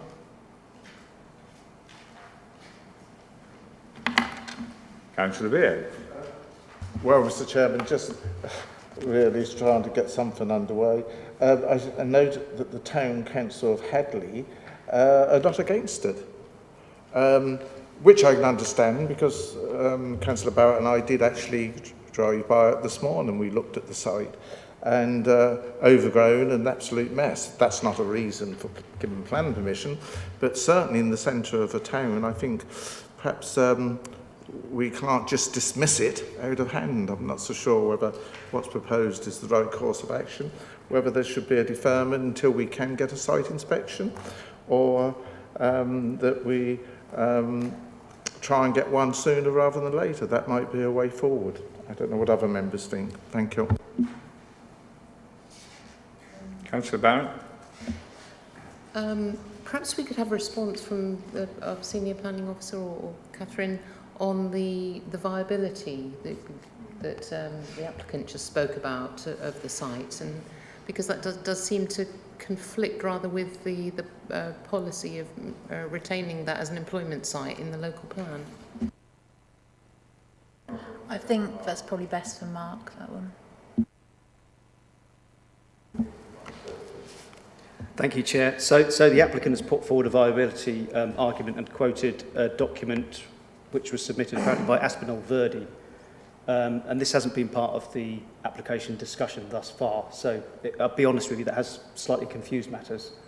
Going back to the land use elements of this, Hadleigh, we feel, has had enough housing allocations, 600 plus. Mr Pearce here, some rather major sites there. There's a lot coming up with JLP.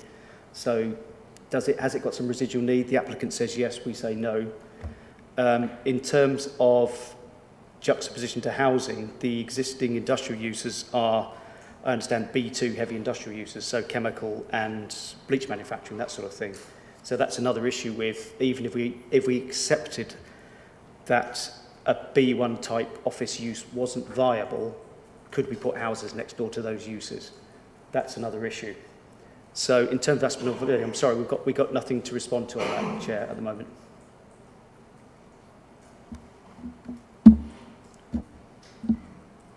Councillor Ayres. Thank you, Chair. It's not often in planning that we get comments from the police, but I was quite concerned on page 48 about not all properties will have allocated garaging, parking areas, and concern they're far too back for surveillance. So I found that quite worrying. I don't know what other members think.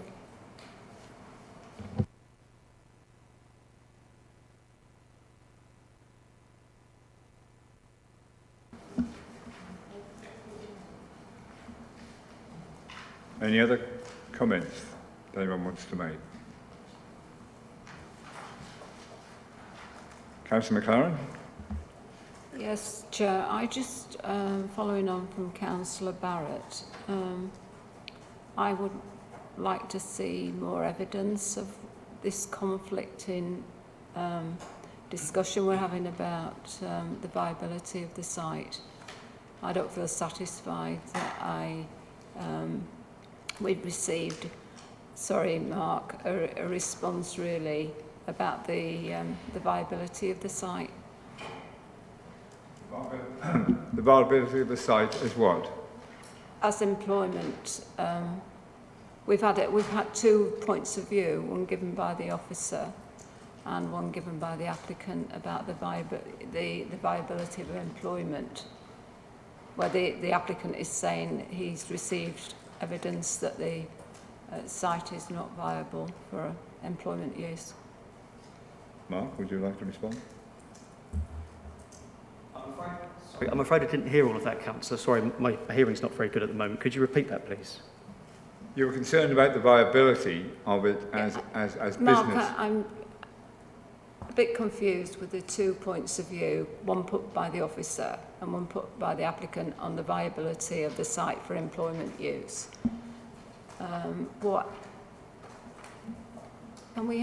We've not received that evidence, have we? No, I mean, certainly not. I think probably it's not unusual for an applicant to come up with an argument at committee. One understands that. I draw your attention to the table of papers, page 12 onwards, where strategic, basically policy of giving a strategic response, and that's our policy position, and that's where decisions begin and end.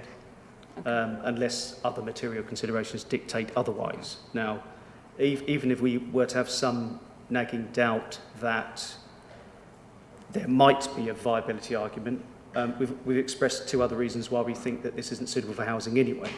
One of them is that there's a lot going on in Hadleigh anyway. That, of course, there's never a ceiling, but the argument that more housing is needed in Hadleigh is not agreed with. And the second point is the non-conforming uses which would be next door to these houses. So the argument would not appear to be very strong to go against the local plan, and the answer from policy is articulated on page 12, 13, etc., where they are in principle against this application. Thank you, Mark. Thank you, Chair. Councillor Beer. Mr Chairman, I'm a bit confused on this because I like Councillor McLaren, I'm quite concerned about the viability side of it, and there's 2 points of view. I mean, in fairness to the applicant, and I accept that they will say lots of things and put forward things, but he had quoted ES19 and he's explained it in detail to us. I'm not happy that we have enough information on this, and I would go as far as to say that we should defer it and get more information and bring it back on these points. And I accept that the Chief Officer has quoted a couple of other reasons, but never have I heard put forward before, well, Hadleigh's had so many houses, we shouldn't build any more, basically, which is what you're saying. I'd like to say that in Great Cornard, in Long Melford, in Sudbury, in lots of areas. I don't think that's a reason, and I can't remember what the other reason was that you put forward, Mark.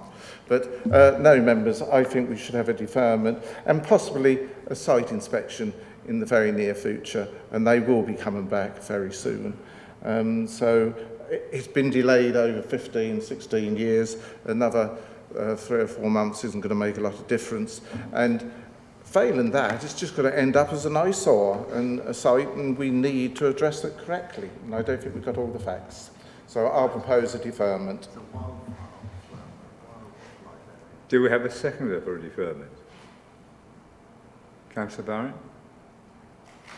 You wish to come in? Yes, I think it is rather confusing for us with this talk of viability that is suggested that that's come from our officers. I don't know, I can't verify that. I can't seem to verify that, so I'd like to see another opportunity to get that information. Any other comments? Councillor Busby.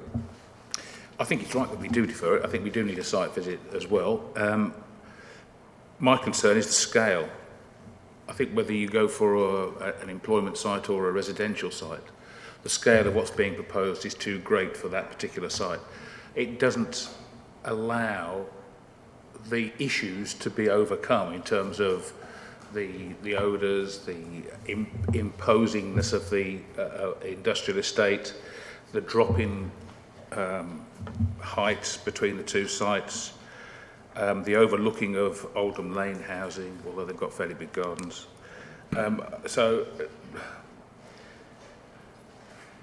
And I think in terms of the employment use, times have changed in 15 years. Geez, look what's happened in the last 12 months. I'm not certain that we know what is going to be required in the next 12 months, 5 years, 10 years.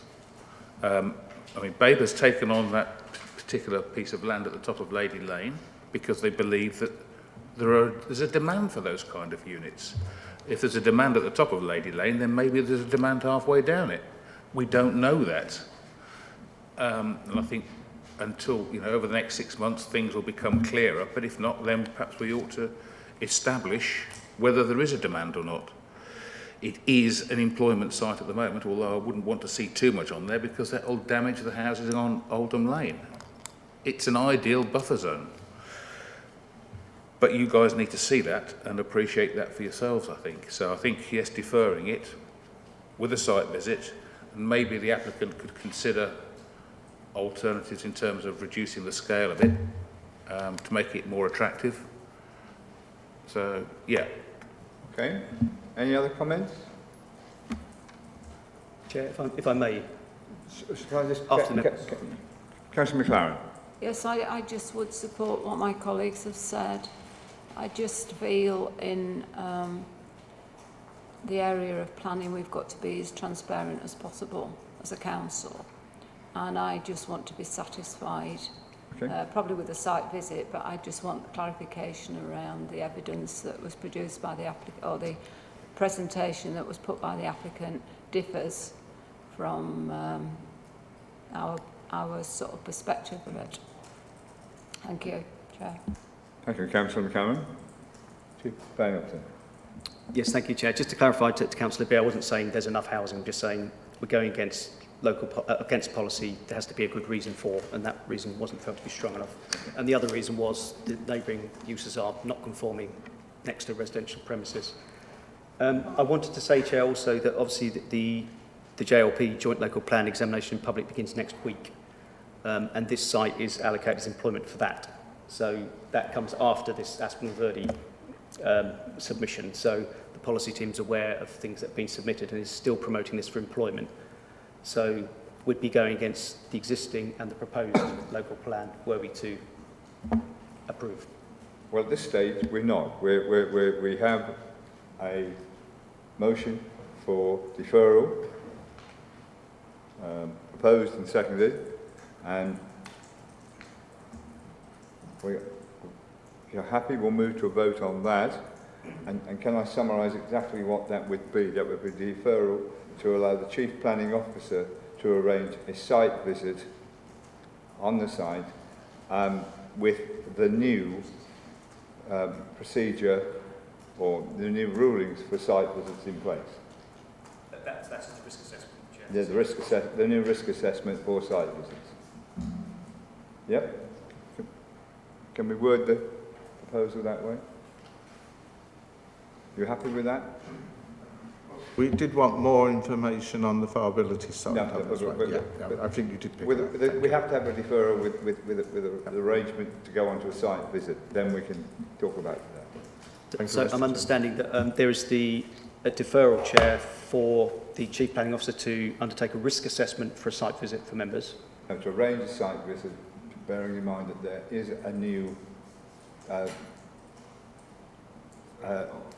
protocol in place for site visits, or there will be by the time you get round to it. Okay, we use those words to that effect. Yeah. And the other point is you would like a response to the viability assessment from Aspinall Verde.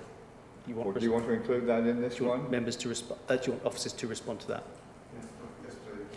Okay. Everybody happy with that being included? Okay. I don't think you've got the same reports coming back to us again. No. Mr. Chairman, there's time for all parties to look at it and think about it. Okay. Yeah, the committee report would be this one, but with some bold text at the top of it to let you know what's changed. Okay, so. Chair, was that the second application, I think, that we're about to discuss? I don't know. Well, we have to treat it as a separate one this time. We can move to defer as soon as we open up. I suppose before the debate has started, can we elect not to just not debate it? Can that be done? How do you do that? We can do it then. Yeah, I think we have to take this vote for this application now. Are we all set with what that is?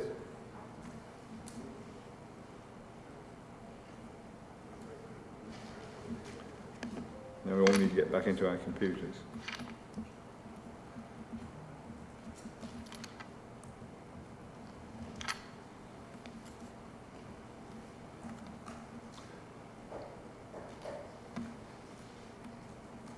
Who said computers would speed things up?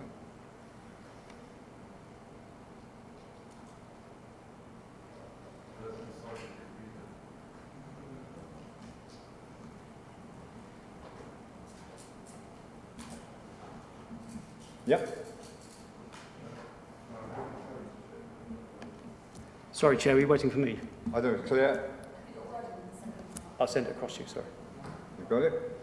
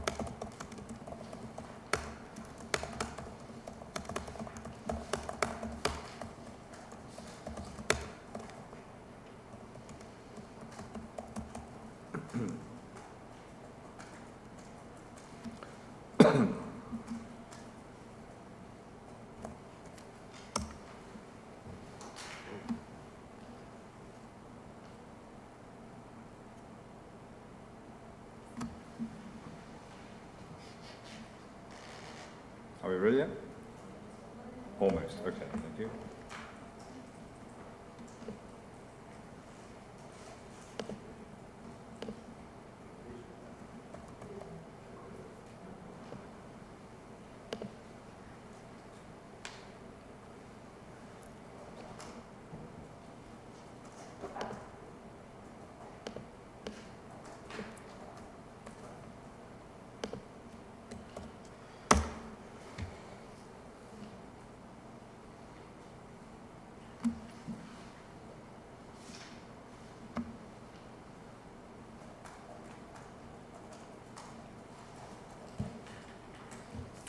So, Chair, as this will be your first site visit under your new chairmanship, will you continue the tradition of treating the committee to cakes and coffee at a cafe of your choice? No. The old one didn't do the old one. That's why he's the old one. I remember that festival last week.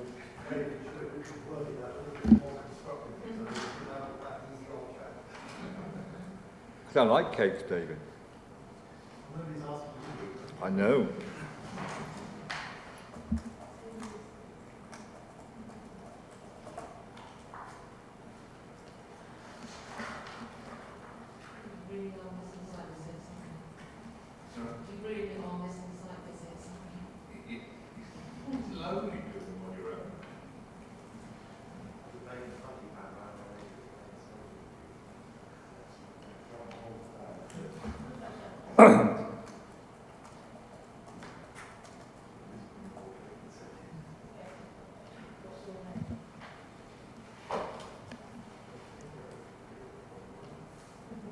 Okay, thank you, Chair. You ready? Members, the vote now reads that application DC 20044615 be deferred in order for the Chief Planning Officer to arrange a member site visit following the protocol and for officers to provide a response to the Aspinall Verdi viability assessment. If you go to your ModGov app, click the plus sign in the top right of this agenda screen and select attendance and voting. In the voting tab, the vote for this agenda item will now show in blue.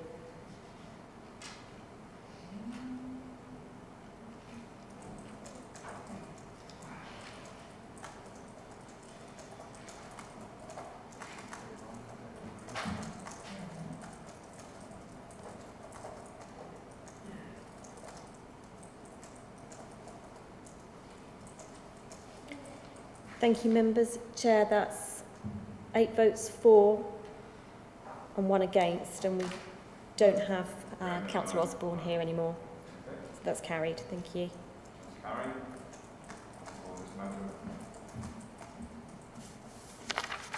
It's closed. We will. Is everybody comfortable? Good. Right. We'll move. Okay. DC 20-05137, land at Cobbles Farm, Ipswich Road, Hadleigh, Ipswich, Suffolk. I will now invite the case officer to introduce this item. Chair, do we want to begin the debate on this, or should we just pause it because of what's happened on the last one? Mr. Chairman, do we need a full introduction if Yes, pull it it saying before is it that we want starts. to, because this is linked to the previous application which we've deferred, If we that's should what just you take wish, a we vote can to do. defer this. In which case I propose we defer this application and save the case officer from presenting something that we're not actually going to listen to.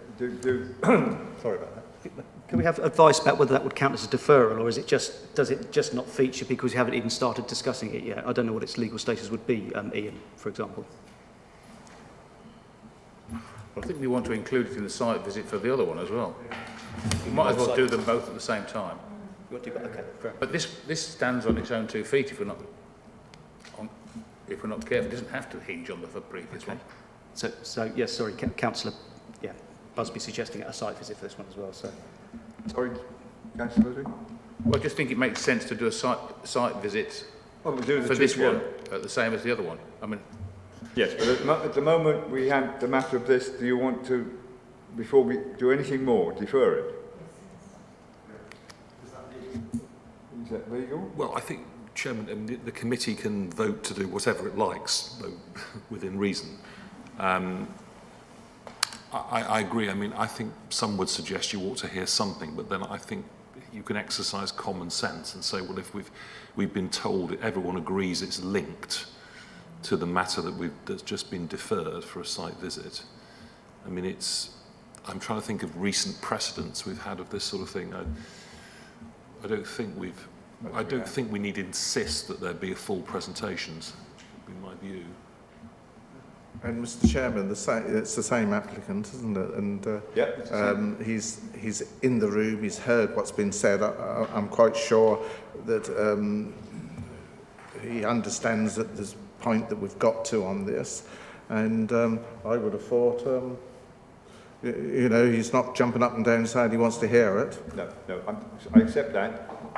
What do we legally do? I think if there's a proposal, we have to have a motion to close. Yes. Oh, yes. I think we must have a resolution. I must have a proposal and a seconded.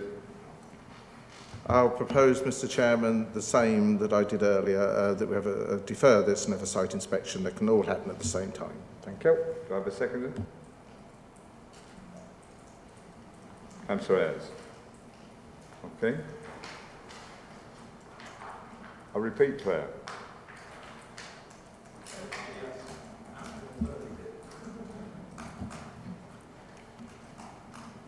So members, the vote is that application DC 2005-137 be deferred and order for the Chief Planning Officer to arrange a member site visit following the protocol, as this item is linked to the first one.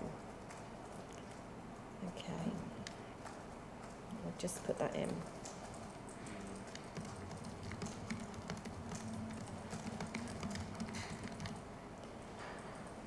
So if you go into your ModGov app, select attendance and voting. This vote is now in progress.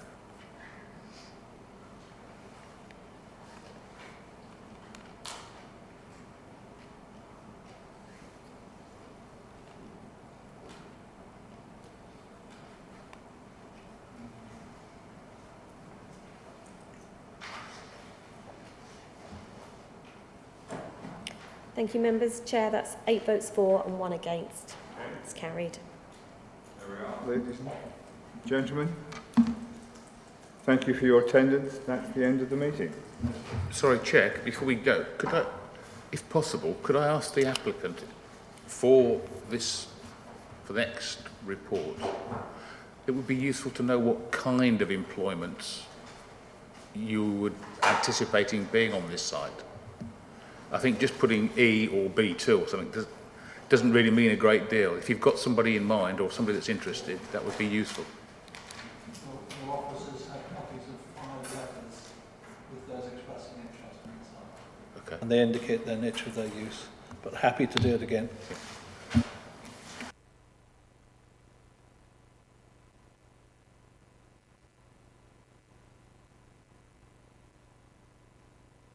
Looks like it will have no business.